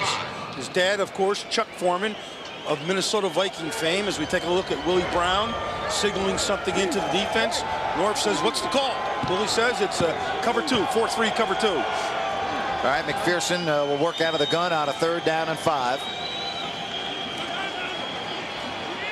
And almost picked off. Good coverage there. Oh, penalty marker comes in. I thought Chris Carr was going for the football and almost collided, you know, with Nate Poole. Tough call there on Carr. It was. I thought he was going for the ball. He just happened to run into the receiver that time. Number 1 defense. But good coverage first down by Chris Carr. He breaks on the ball, and he's going for the ball. He just happens to run into the to the receiver before the ball gets there. Correct call. Again, I think it's the correct call. Yeah. No question about it. I like this guy, though. He's done a great job, as you guys have both talked about, returning punts, returning kickoffs, but I also like his tenacity as a defensive back. So it's a first down after the penalty for Adrian McPherson and the Saints. 10-6 Raiders. And they set to the wide receiver, and making the catch is Henderson. And Henderson is run out of bounds by Carr. But I tell you that Chris Carr shows a lot of speed and agility. You know, that guy could have gotten the outside, but he kept him to a 2-3 yard gain. And what Norv Turner said at halftime, very applicable. These guys have to mature and mature quickly because they're just one play away from getting some regular playing time. A gain of 3 on the play for the Saints. They are into Raiders territory. And nice job batted down by Sands right at the line of scrimmage. Turdell Sands, a huge player. 6'7", 335 pounds, a third-year man out of Tennessee, Chattanooga. He is a big guy. Now watch him inside right here. He's going to come across, get that big right hand up, and just swat the ball out of the air. That's excellent defensive line play by Turdell Sands. All right, it's a third down and 7. Third quarter action here from the McAfee Coliseum, and the Saints go to 3 receivers, and McPherson again will work out of the shotgun. Raiders send 5. And incomplete. Coverage again by Carr, And we'll be looking at a 4th down as Henderson was the intended receiver. You know, they seem to be going after Chris Carr a lot. Either that or Adrian McPherson just likes to throw to his left side. Probably a little bit of both. Yeah. But, you know, you take a look at this guy. He went to Boise State, as you guys said, but he's from Reno. He went to McQueen High School up in Reno, got away from the University of Nevada at Reno to go to Boise. Well, it worked out for him, as you pointed out, the rookie free agent. And here is Carr again, and Carr's going to let it go as this one is headed towards the end zone. And the Raiders will take over 1st and 10 from their own 20-yard line. 3rd quarter action with the Raiders leading 10-6 here on the Oakland Raiders television network. 1st and 10 for the Raiders. Yep. Game back there like they have in college. The excitement and the electricity is going to be in the air. All right, the Raiders take over on the 20-yard line. They lead 10-6. We're in the 3rd quarter. Andrew Walter still in at quarterback. Nothing doing on the ground, and maybe a loss on the play. DeJuan Green on the carry. First 5 possessions, they took the football, the Raiders did. Collins orchestrating an 80-yard drive, touchdown to Randy Moss. Then a 3-play drive on the 2nd offense, a punt. 3rd drive of the football game, 7 plays resulting in a field goal. Then a 5-play drive stumbled, and they had the punt, and they fumbled after gaining 38 yards on their other possession. There is a look at your rookie 3rd-round draft pick out of Arizona, Andrew Walter. And Walter, play action. Walter looking, Walter throws, and stumbling was the receiver. It was Johnny Morant, who, when he made the cut, his feet went out from under him, and it is an incomplete. Yeah, and not one of Andrew Walter's better throws. He knew he should have put a little bit more on it to get it to him. But you're right, a combination of the little errant throw and Morant slipping, you know, caused that to be incomplete. I tell you, stand next to this guy in the locker room. He is huge, 6'6", 230 pounds, and he looks bigger than that to me. Well, everybody does to you, Marty. Thank you very much. Green and Teo Johnson stand alongside the quarterback, Walter, and he looks. He has Morant and some room. He's to midfield. Foot wrench. And Morant is all the way inside the 30, out of bounds at the 28-yard line. Mel Mitchell saved the touchdown. You know, a year ago, when the Oakland Raiders drafted Johnny Morant, they got him in the 5th round. And I'm telling you, it was a bargain. He's a guy that just came from a school, Syracuse, that asked him to block a lot. But he is developing into an outstanding receiver. Nice touch again by Walter, but watch number 19, Johnny Morant Plunk, fight like heck to get off the line of scrimmage and successfully get downfield. And he's a big guy. He's able to get away from defenders trying to put their hands on him. All right, now it's DeJuan Green and off left tackle.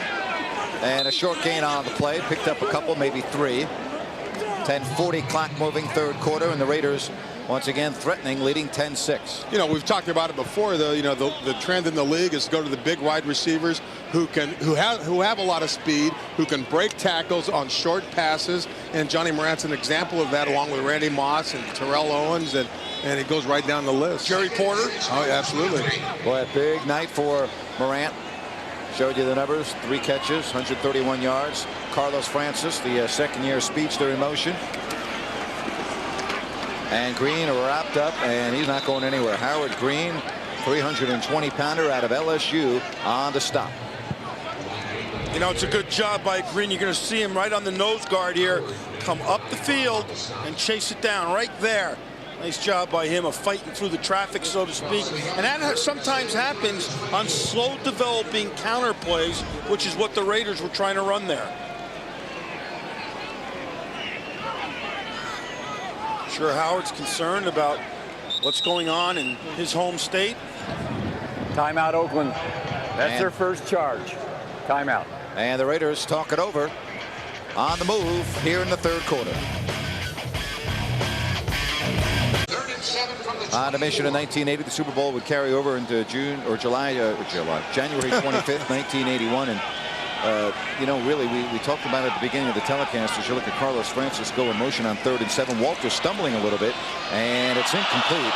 Intended for Teo Johnson, but I bring that game up, Plunk, as you look at Super Bowl 15.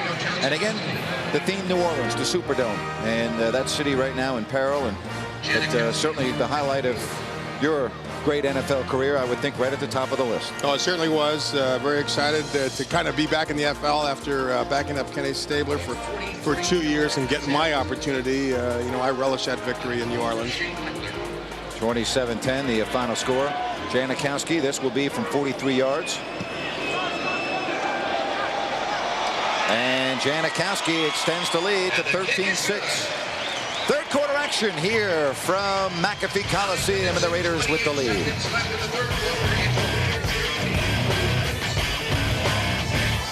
Trying to wrap up this preseason with a victory against the Saints. Back deep, as you see, that is Chris Vance. And alongside him is Fred McAfee. It's good to see, Grant and Artie, is, the teams behind the starters, are producing, they're moving the ball, and being productive, and I think that's what Norv Turner wants to see. Janikowski to kick it away, and Vance has to chase for it at the 3, and he's going nowhere. And the Raiders wrestle him out of bounds. George Atkinson with a special guest. George? Yes, I do, guys. I have the Raiders fullback, Zach Crockett. And Zach, the running game looked like it's productive this preseason. Looked like you're getting a lot of touches. Oh, definitely. It's just a change-up type in offense right now where, I'm the bigger back, and then you got Lamont with Jordan coming in, with the quickness and power as well. So, we definitely put our best foot forward this year here and, stepping up the running game. When you talk about the running game, you talk about Lamont Jordan and yourself, it's a contrast. How would that contrast affect defenses? Oh, man, you got me coming in pounding on them, and then you got another guy coming in with speed and power. And, with the receivers that we have, going to definitely, be attacked that they can't stop. So we're going to have some fun with it this year. We're definitely excited, but all the guys are amped up for the season to get started. Preseason, you see a lot of positive things that's coming out of it, especially with the receiver game as well as the offense and the defense clicking together right now. And, hey, you're not going to win them all, but, we're doing the things that we know we're doing, which is positive for us, and which is building offense, building the camaraderie and having fun. All right, man. Have a lot of fun this season, win a lot of football games. Will do. Back to you guys. Well, I think Adrian McPherson should stop picking on Chris Carr. You'd think. He played that extremely well, turned his head at the proper time, almost picked it off. Good to hear from Zach Crockett, the veteran who's had such a productive career. And good job there. Now, what a combination. You can bring him in the game to spell Lamont Jordan, and Hetherington can be there at the blocking back. You get a lot of combinations, but the point is now you got two guys that are quality runners. Zach's 32, 33 years old. He's been in the league for a long time, but, he relatively has fresh legs because he doesn't carry the ball very often except in short yardage and goal line situations. And, we were just saying that, Artie, the importance of having a guy that can get that yard when you need a yard. Yeah, and you know what? I loved him at tailback last year when he had 134 yards against Jacksonville in the season finale. So he's a very versatile guy. All right, 3rd down and 6. McPherson now will tuck it and trying to get the first down on his own, and he does. He's to the 23-yard line. Akbar Abaja-Biamilia on the stop. You take a look at Akbar. He's a guy that can really run around. Now, another mobile quarterback in Adrian McPherson, but it shows you the speed and the determination of some of the Raider young defensive linemen. Akbar, out of Los Angeles, Crenshaw High School, free agent 3 years ago from San Diego State, can play up and he can play down. He can play a defensive end and nickel. He's a versatile player. Well, I'll tell you, he didn't give up on that play. He almost got to the quarterback and then was able to run him down from behind. Good hustle by Akbar Abaja-Biamilia. He's on the top of that pile with third quarter action, 7:45, 13-6. Raiders have led from the start. Jay Foreman on the stop, the 7th-year player from Nebraska. Well, the New Orleans Saints, they'll fly to San Antonio after the game, and they will be staying in the Lone Star State for the foreseeable future so they can figure out where they're going to be playing their games. They open up on the road on September 11th at Carolina. Nothing doing there. The Raiders defensive line equal to the challenge. Grant, all indications are, though, that they will make their home this year at the Alamo Dome in San Antonio. They're going to practice and move their personnel people to, I think it's McCurry College. That's correct. Right in San Antonio. Stay somewhere at the Riverwalk as we take a look at Jim Haslett, the head football coach of these New Orleans Saints. And it's also just an hour ride from New Orleans, so it's got some close proximity to New Orleans. All right, 3rd down and 8. And McPherson, and throws it complete. Henderson on the grab. And I think, you know, the fact that the owner of the Saints, Tom Benson, has a couple of automobile dealerships in San Antonio probably helps as well. Is it only really an hour drive? There's got to be more than that. I said an hour flight. Hour flight, I was going to say. Because I was going to say you drive very fast. Yeah, I know. No. It's an hour flight. I said flight. But no, it's obviously a horrible situation, and they're going to make the best they can possibly make out of it. Coach, don't ever knock my driving. No, absolutely not. You just never get in the car with me. First down at the 35, and it's Joseph. And Joseph maybe a yard, if that. On the bottom of that pile again is Sands, Turdell Sands. Watch Sands here. What a nice job of stopping at the line of scrimmage. He stuffs the blocker, comes off and makes the tackle. Now I'm telling you, if you stood next to Sands, he is one of the bigger, more imposing figures in all of the National Football League. Look at him compared to everybody else. He's about a head bigger than everybody else. He looks like he's standing on a stool there. I know, he's a big man. Yes, he is. Very physical. Boy, you talk about the size of Sands, 6'7", 335 pounds. McPherson, Akbar Bajabi-Amelia keeps him in front of him, but he's able to hit the tight end Lamar Hunt, or rather Lamont Hall, I beg your pardon. Lamont Hall has about 8. He is stopped at about the 44-yard line. It's going to be just shy of the first down. Make it 3rd and a yard, maybe a yard and a half. You know, Adrian McPherson is a lot like Tuiasosopo. He's got good legs and get outside. You know, cause a little bit problem, a few problems on the perimeter of the defenses. Hard to contain him. Didn't you and I do an Arena Football League game once where he was the quarterback? Yes, we did. The Florida, whatever they were, Dragons absolutely. or something. I think it was the Bobcats. Bobcats. Adrian McPherson. And again to the outside. And that is a first down to New Orleans native Michael Lewis. Michael Lewis on the reception. You know, you talked about Michael Lewis before not going to college, but Michael Lewis, number 84 from the Saints, has played in every league, it seems like, in the United States. The Arena Football League, National Football League Europe, the International Football League, the Canadian Football League. This guy's played everywhere, Grant. Must love football. Yep. And being from New Orleans, grew up there, can only imagine what he's been going through this week. First down, and the Saints are in Raiders territory.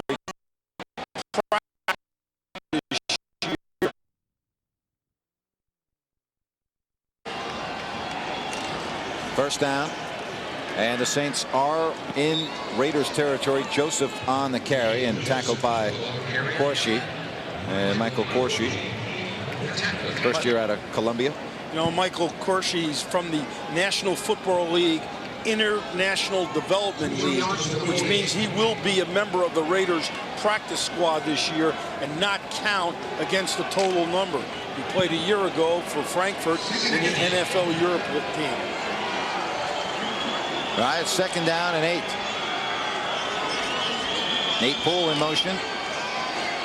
And it's Joseph. And Joseph runs into Calvin Branch. And he's very close to the first down. You know, a lot of fans now familiar with NFL Europe, a lot of the games on television, and it's been a very interesting partnership with the National Football League. And you know what happens here is you take a look at the Raider players that played in NFL Europe. When the cut down was last week to 65, these players did not count in that number. So the Raiders today have something like 76 players on the squad because these were roster exceptions. And I think that's a great rule. 76 players.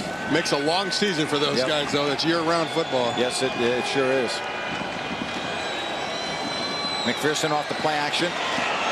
And looking. And it is complete to Poole. And Poole stepped out of bounds. But not before he has the first down. And that's what happens sometimes is as Chris Carr went for the interception and not the knockdown, he gave up a big play. You got to take a look at it here now. Exactly what you said, Jim Plunkett. He goes for the interception, but the ball floats away from him, and he doesn't time as well as maybe he thought he could have. He may have gotten a piece of that ball, actually. Right. But it is a first down. And you know what? I think this is a good play. North Turner's going to challenge this play. And I think that's correct. I thought he stepped out of bounds on that angle that we just had on the replay. And a good time for a challenge with 2:45 left third quarter and up a touchdown. Oakland is in possession of the ball, had 2 feet inbounds. It is a catch. Oakland will be charged their second timeout. And based on those pictures, I think that's the correct call. I guess you got it right. Again, it's got to be conclusive. And it wasn't conclusive. Not at all. Again, you got to give credit to Poole. He did a nice job of grabbing that ball and maintaining his balance inbounds. So it's at the 25-yard line with 2:45 left here in the third quarter. And it is a first down for the Saints.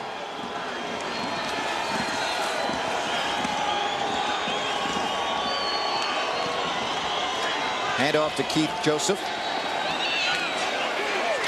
And Joseph picks up 5 on the carry. Down to the 20-yard line. Well, some very important dates upcoming in the National Football League. And the first one is passed, but the second one already September 4th, which is Sunday. Teams have to be down to 53 men. Yeah, absolutely. You get down to 53 men, then you choose your practice squad. But September 8th is the big one, and the 11th is a Sunday where the rest of the NFL is playing. But September 8th, the season officially begins with the Raiders back against New England. Joseph. And he's not able to turn the corner. Good pursuit, flag down. Marquise Smith again, number 41. Holding, number 69 offense, 10-yard penalty, repeat second down. You know, whenever we got in the red zone, I always tell my linemen, remember the snap count and keep your hands in, just so we don't get a penalty needlessly. And the Saints have had several holding calls tonight. You know what? There seems to be more penalties, and we'll see what happens at the end of the game in this game tonight for some reason than any of our other preseason games so far this year. Maybe it's because both teams are using more players. Maybe that's got something to do with it. Certainly, I can understand the Saints committing penalties with the week they've had. Football is at the 30-yard line. Split backs for McPherson. And Joseph to the 25-yard line. Keith Joseph again, the ball carrier. Keith Joseph gets the football just inside that marker, and he's going to be a 10 yards short of the first down. So it's going to be third down and 10 for the New Orleans Saints. How will the week differ with the game now a week from tonight and a travel day to New England? Well, today is Sunday on the Raiders calendar. All right. And tomorrow's Monday. And then you go right up to that, where next Thursday is technically Sunday in your mind and in your practice week. And McPherson will keep it. And he's going to be short of the first down. So basically what you're saying is Saturday would be an off day for the Raiders. Exactly. So, but what I'm also saying, though, Grant, is that, yeah, that's right. But the Raiders will leave on Wednesday morning to fly back to Providence. Obviously land, have a walkthrough back there, then hang around all day Thursday, which in their minds is Sunday morning, and then go play the game on Thursday evening. And usually when you have a 3-hour trip, you leave 2 days in advance. But since this is a night game, they can afford to leave just the day before. So it's going to be Carney trying to make it a 13-9 game. This from 38 yards. And he missed it. So with 10 seconds left in the third, the Raiders will get the football back, leading by 7. The outpouring of support for the Oakland Raiders is phenomenal. 15,000 people were here. There was nothing else going on other than the practice and the Raiderettes and us legends. But they are excited about the silver and black this year. And don't tell George, because his head will swell up, but don't tell George you did a good job. End of the third quarter. And how about that, Andrew Walter to Teo Johnson to end the third quarter on a big pass play. My family is high and dry, and I'll be getting back to them soon. I'm one of the few here that really does have a home to fly home to tonight. Our thoughts and prayers are with all those that don't, believe me. DeJuan Green takes it up the middle for the Raiders. We're joined by Mike McKenzie, who's down on the field.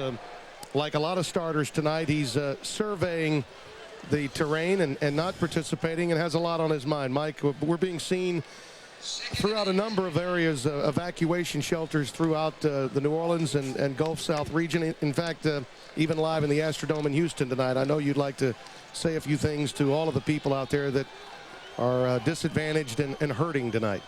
Without a doubt, I would just like to, send our prayers to all our folks back in New Orleans. Let them know that, they are in our prayers and that we're thinking about them. And, hopefully things will get cleared up down there in the real near future. Michael, for you guys, and I know specifically as a player, you've really enjoyed, we talked about it being a happy camp, that you're signed to a new multi-year deal, the same with Deuce, the same with Joe. At times like these, do you pinch yourself for what it is you do have in life and that others don't? I mean, just the whole weekend since we evacuated, we had a lot of teammates that had family members down in the New Orleans area. And, our hearts and our thoughts been with them, the whole time up to now. And, being here playing the preseason game seems so important when, you're looking at folks, drowning, houses being filled with water, levees breaking. So a lot of times, it just makes you really just appreciate the smaller things in life and life itself. Yeah. Well, and in a small way, maybe this is part of the healing process. At least they're getting a distraction from having to watch all those horrific scenes that we've seen the last few nights. Very true. I mean, at this time right now, our prayers are with them, and we're definitely just looking forward to getting back home and getting ready for September 11th. Well, listen, Mike, thank you so much for the time. We appreciate it. Our thoughts are with you and your family as well. Thank you. God bless America. That's Michael McKenzie. Our thanks to him. Shane Leckler was trying to get rid of it and intentionally grounded it, as opposed to fumbling it. We'll be back. Saints will be in great shape. Is this the help desk? Yes, it is. We need help. 15-6, the Raiders with the lead. And you look at Adrian McPherson, 5 of 9 tonight, but 4 consecutive completions and coming off a quality drive, Rick. Yeah, he's done a nice job. He kind of settled in there and started out a little tentative, but settled down there and played with a little confidence, and that's what you like to see. Once he gets going, you like to see him play with confidence. 3-step drop, and he fires it for Vance, and it's incomplete. That's a ball there that should have been caught. I think that's a ball that Chris Vance would like to have another shot at. Adrian did a nice job setting his feet, stepped to the target, and threw.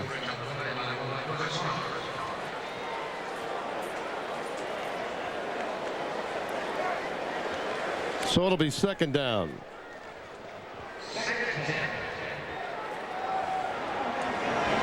Ron Henry is in the game, number 16 at wide receiver.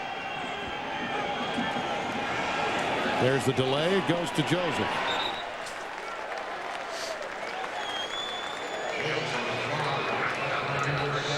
Stopped by Antaj Hawthorne. Third down coming up.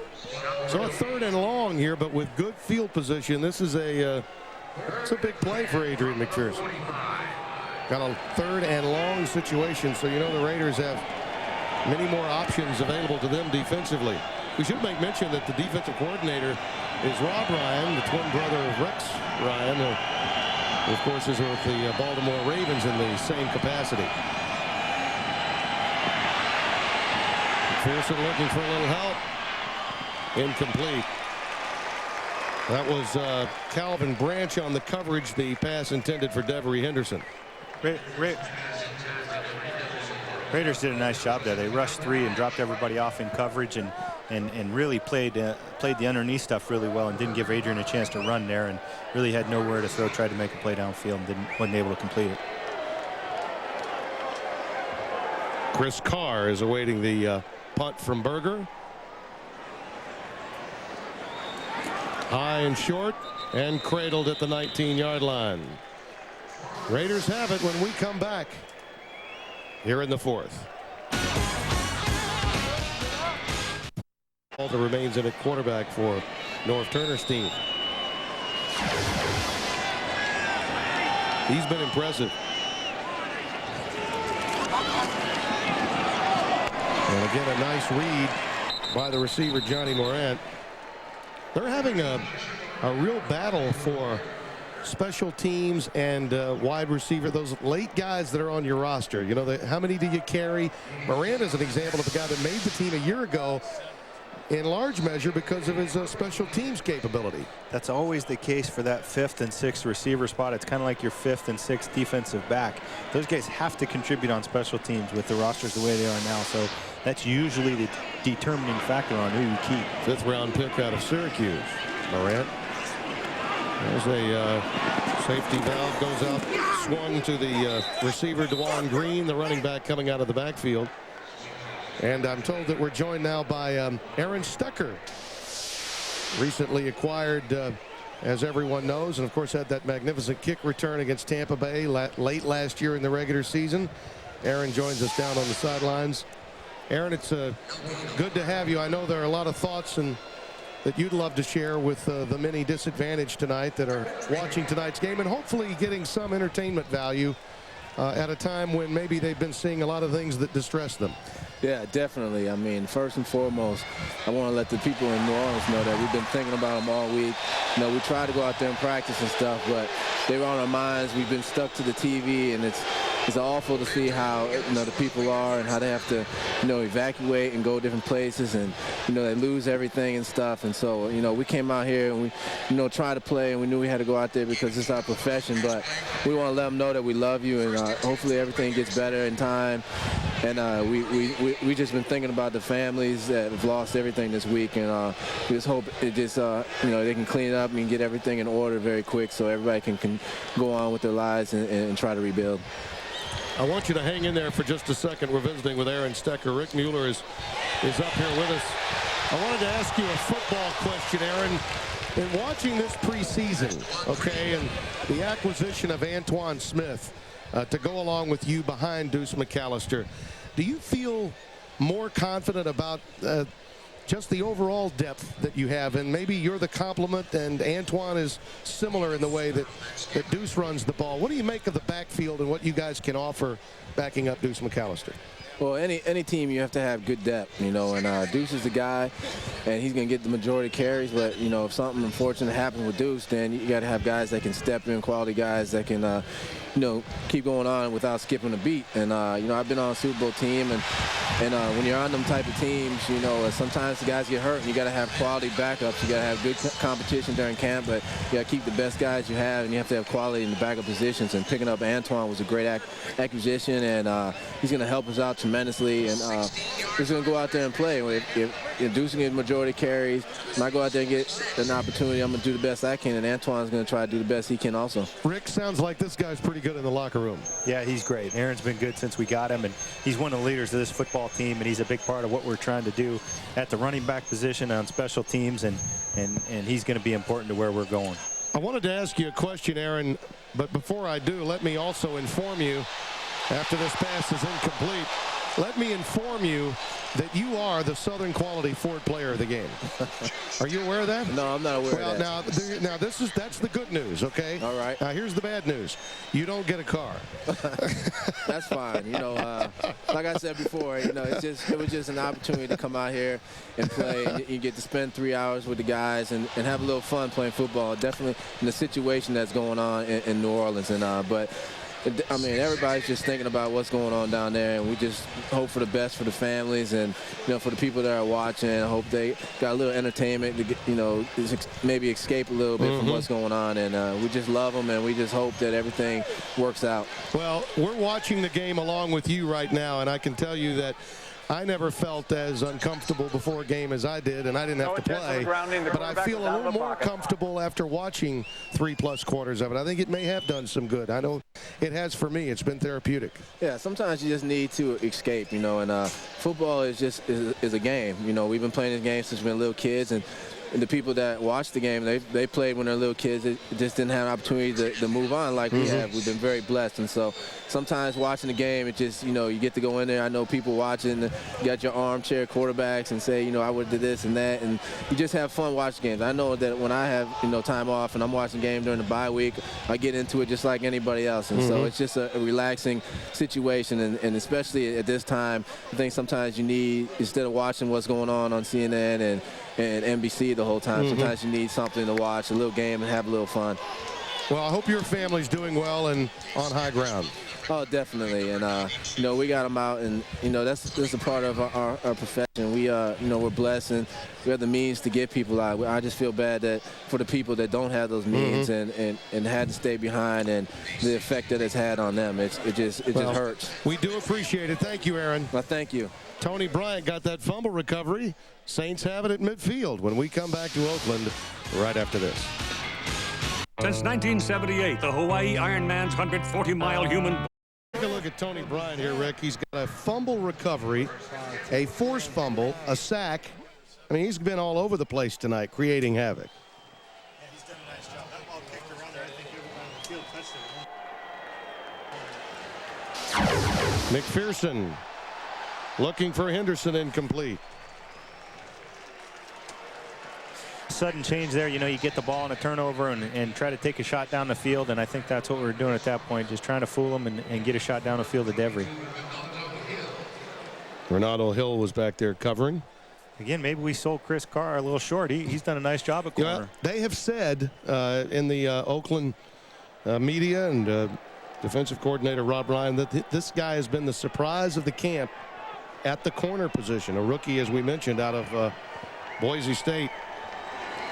Historically a fly in the ointment in college football. That team, that program, undefeated all of last year before the bowl loss at Memphis. Joseph takes it inside the 40 down to the 37-yard line. That's a first down for the Saints. That's a nice job there by Keith Joseph. He puts his head down there. He makes contact at about the 37-yard line with someone and ends up going down and carrying him to the 42. That's a nice run. Henry is in the game at wide receiver. Comes split to the bottom of your screen.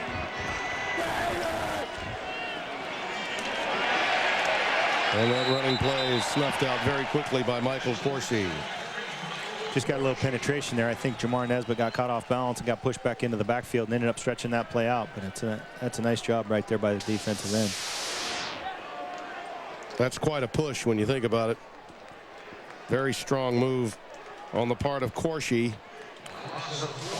Osborne's a good player. He did a nice job there. He pushing everybody back into the pocket and making that ball bend and get wider. As a defensive lineman or a linebacker, you want to push that ball sideways rather than let him get upfield, and he did a nice job of that. 2nd and 14. Joseph, the lone setback, and he gets it on the draw. Clogged in the middle, Ryan Riddle, I beg your pardon, making the stop. 57, the middle linebacker. We've had pretty good success with this draw play up to this point, and I think they just kind of expect it at this point in time. See what Adrian can do here. We got 3rd and long, so this is a situation where, again, like you said last time, Tim, the defense has the advantage, but you know, we'll see if he can do something with his arm or his legs. Poole and Henderson are the wide receivers to the top of your screen. Henry to the bottom.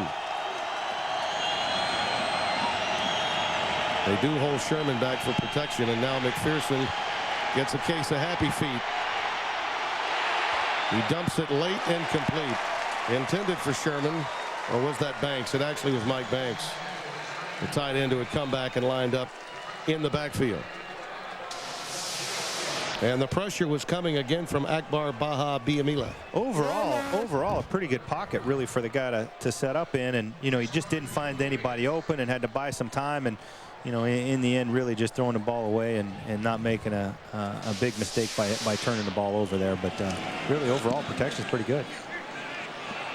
Not much for the Saints on their 2 drives. That ball was fumbled by Carr, but he picks it up at the 18-yard line. 6:30 remaining, and the Raiders lead by 7. I like to use pre-fantasy football at NFL.com. See that article about Roethlisberger?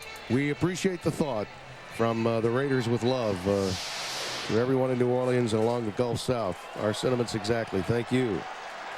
Ball is at the 17-yard line. Raiders have it. Tim Brando along with Rick Mueller. You know, it's interesting, Rick, when you go into the lobbies of the hotels, and we're far, far away from home, and this has touched and affected the world. not just our country, but the world. And I'm thinking that for you guys, having been in San Jose all week. Unsportsmanlike foul on the bench. Half the distance to the goal. Still first down. A little too much lingo coming from the Raiders bench.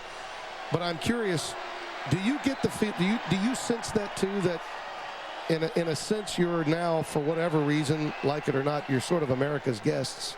People are going to be welcoming you everywhere you go now in a much different vein than you have when you've been on the road as an NFL franchise. Yeah, absolutely. It's a tragedy. It's something that changes your life. You know, and I don't think we'll all ever be the same. It's something that you know, is real, and you know, I think it's felt by everyone in the world, at least that knows about it. I think their sympathies are out there, and you know, just being from New Orleans, you hear it from everybody, like you said, and it's important, and it's nice to hear.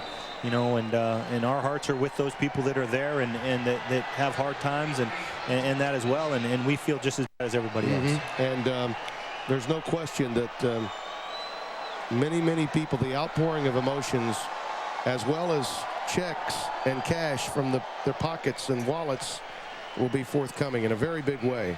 You would be surprised, Tim, of the people that call and just say, hey, I just want to do something. You know, players around the league that we know, or coaches, or college coaches and head coaches and politicians and everybody that just say, hey, I just want to help in any way that I possibly can. If there's anything at all that I can do, I'd like to do it. And you know, it's just it feels good, and it's nice to know that those people care and that they're willing to do whatever they can. Omar Izzy takes that pass and gets it up to about the 24-yard line. Not enough for the first down. And Ronald McKinnon, who's been everywhere tonight, making another tackle. That's 6 solos that he has tonight that we've counted. But you know, we've not discussed this, but you are going to set up shop in San Antonio. But little else has been determined, correct, as it relates to where games will be played. Correct. That's all still up in the air, and you know, they're toying with a lot of options, obviously, for the Saints, for the city of New Orleans, for the state of Louisiana and the Gulf Coast. We'd like to play in Louisiana. I mean, that would be, I know Mr. Benson, I know Mickey, I know Jim, and the players, they want to play for the Gulf Coast, for the state of Louisiana, and if we can stay there and play, I know for a fact that would be our preference. Yeah, Johnny Morant makes the stop there. The ball is at the 30-yard line, and any decision that would be made, correct, would be in concert with the National Football League office. Yeah, absolutely, and they've done a lot. They've done, obviously offered whatever they could, and in that regard, and have been helpful. And you know, obviously they'll be in contact with Mickey and Mr. Benson, and they'll decide eventually where we're going to end up playing our games and that type of thing. But you know, they've been more than helpful, and they're going to have a lot to say about where it ends up as well. Omar Easy gets it up to about the 32-yard line. There have been games, as I think everyone knows, in the collegiate game that have been called off. LSU's not playing this weekend, nor is Tulane. There's even some discussion that every game could be a road game for them, although there are chances that they could play elsewhere within the state of Louisiana. I do concur as a native Louisianian. I think it would be a strong gesture if there's anywhere you can play that's in the state, that you at least give that a strong look as a viable option. Not only that, Tim, it's, you know, I know it's our players' attitude, and they'd like to play for the city of New Orleans and the state of Louisiana. I mean, that's what we're here for. We wear that fleur-de-lis on our helmet, and it means something. And you know, I think that you know, they'd like to be able to give them something, you know, to cheer for, and obviously doing that in front of those people. And if we have an opportunity to lift their spirits, I know our players would certainly be behind that as well. Tiger Stadium has been mentioned nationally as a perhaps an option, but they're not playing this week. And who knows about next week. They've got a trauma center set up across the street from Tiger Stadium at the Maravich Assembly Center. So there are life and death issues going on at that facility right now. That pass is caught by Morant right in front of Booker, and he's ushered out of bounds. Really, the largest stadium that would be made available, in my opinion, would be the one in my hometown, the Independence Bowl in Shreveport, Louisiana. That could be an option. It is far north, obviously, but within the boundaries of the state of Louisiana. And you did scrimmage there a few years ago against the Dallas Cowboys. We had a nice event. And as you know, there's probably a great deal of New Orleanians that are now in Shreveport. Oh, there are 20,000 of them. Yeah. So I would think we'll have a lot of Saints fans up there, and I would think they're exploring that option very seriously. Walters got him up to midfield. And here's DeJuan Green setting sail. Inside the 35 to the 33-yard line. Mel Mitchell, the strong safety, comes up to make the tackle. This is a pretty big hole. We're late in the game and a number of backups on the field, obviously, but this is a pretty big hole. Yeah, what happens?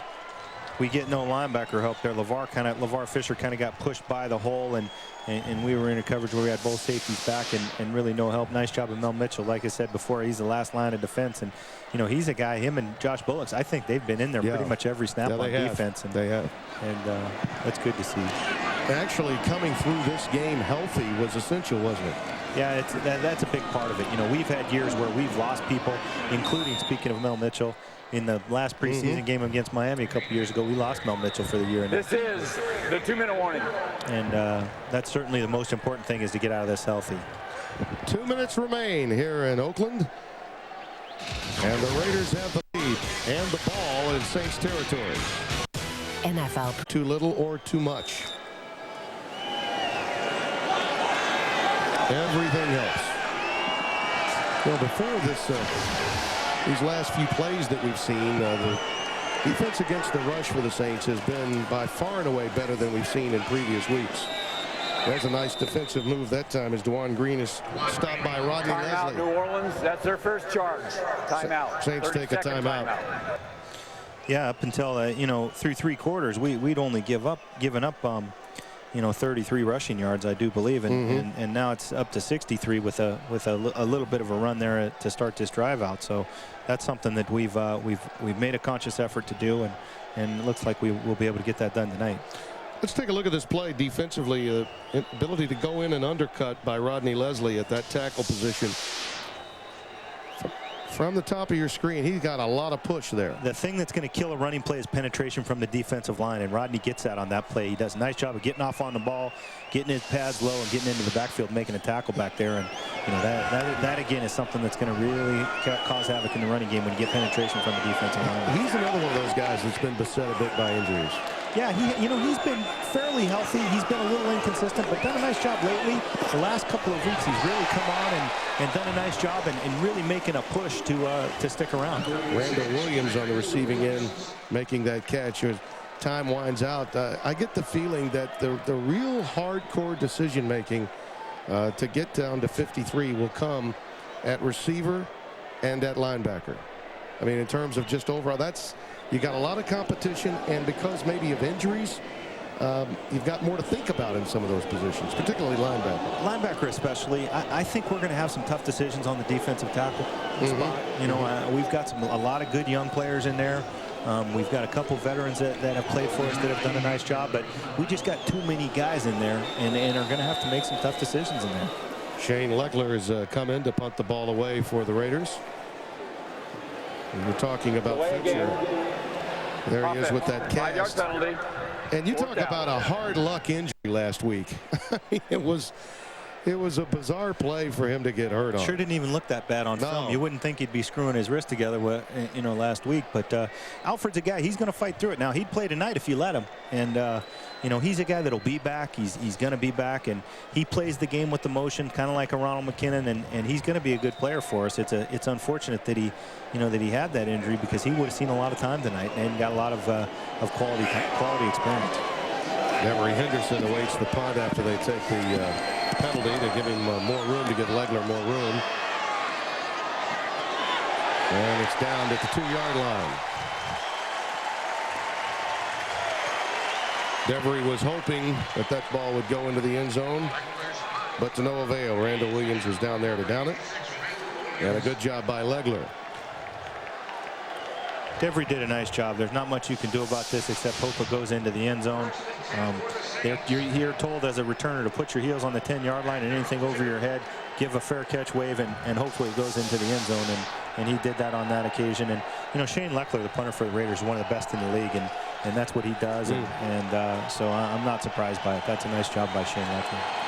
36-yard boot and perfectly placed. McPherson He was looking for an out, and he got an in from Henry. That incomplete. That's a case right there where Karan just couldn't separate from Carr. I mean, he just had nowhere to throw the ball and ended up throwing it away. And that's a quick hitter that should happen a lot faster than that. And the coverage was close, and he just couldn't separate. You see with that, you can tell he played the inside shoulder perfectly, didn't he? That was a nice job. 2nd and 10.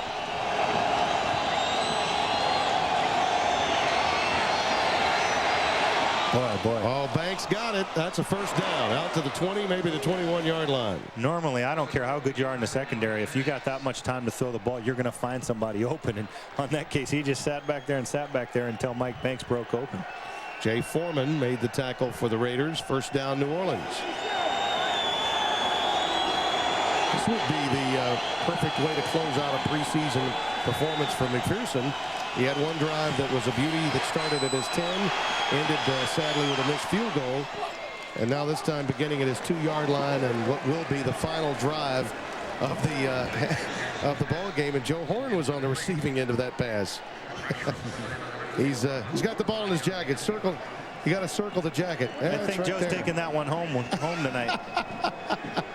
My man over here, he can't find the ball. Joe got it right here, bro.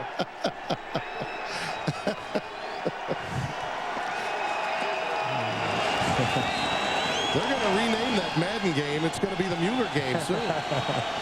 You guys never should have showed me that trick. Yeah, 2nd and 10. McPherson goes down. Ryan Riddle, the linebacker, coming through on the blitz, gets to him. Timeout, New Orleans. That's their second charge. Timeout. 30-second timeout. That's really not the situation you want to be in. You only got a certain amount of time back there, and he's been a little bit pushing the envelope with standing back there, and he's had the opportunity to do it, but eventually they're going to break through, and that's what happened on that play. You think a little bit about Turk Schonert now working with quarterbacks to go along with Mike Shepard. That transition seems to be going well, Rick.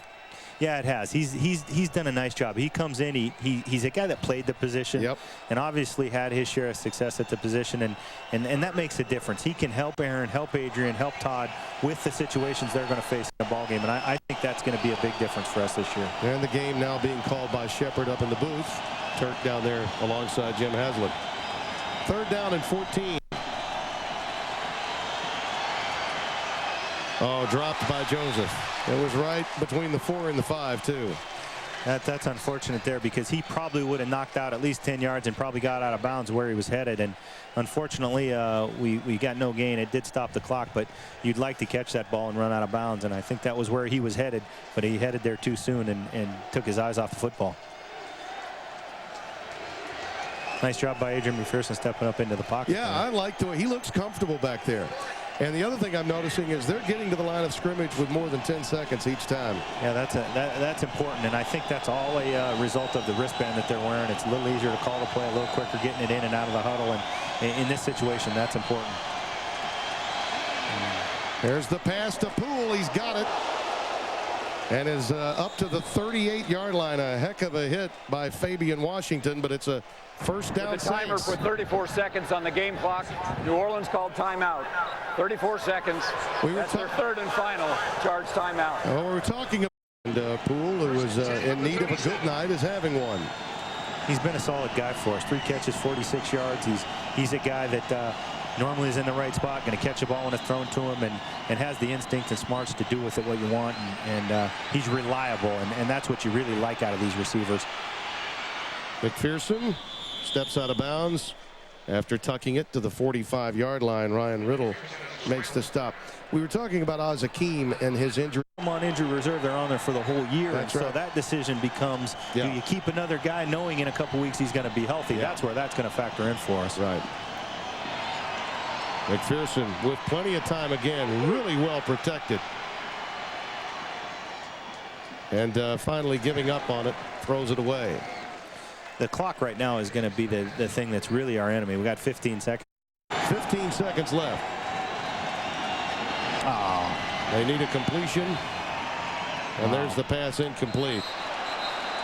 I'll tell you what, we're lucky that that ball was dropped right there by Mike Banks, because if he catches that ball, the ball game's over. There's about three infractions on that play. We didn't get a penalty. And you'd love to have those seconds back, wouldn't you? 4th down. This is your ball game. McPherson looking to heave it.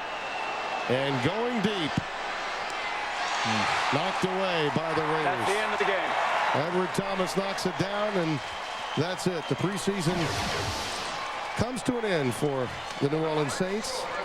And Rick, I want to thank you. We've got some time to spend together in postgame here, but boy, your maiden voyage was pretty good. It's easy when I'm working with you, Tim. That's an easy deal. Well, it really was a joy to have you here, and because you're inside the organization and the position you're in, sometimes it can be a delicate position being in the booth, and you offered up some very forthright and candid opinions. We do appreciate it. Well, my pleasure. I'm happy to be here, and as everybody else, we're just, our minds are elsewhere, but it's nice to take 3 hours and actually watch football and think about something other than what's going on back home. Well, and I said it to you before the game. We were down on the field prior to the start of the game, and I think we both felt, man, on the basis of what and why would any of us be in the position we find ourselves being here, and wondering how insignificant we really are. But at the same time, after this game started, it started feeling a little bit more comfortable. And I hope that was something that was transmitted to everyone watching tonight. Yeah, I think so. I absolutely agree, Tim. All right, when we come back, we'll have some post-game activities. We'll talk about what we've seen and what's in the short-term future for the New Orleans Saints.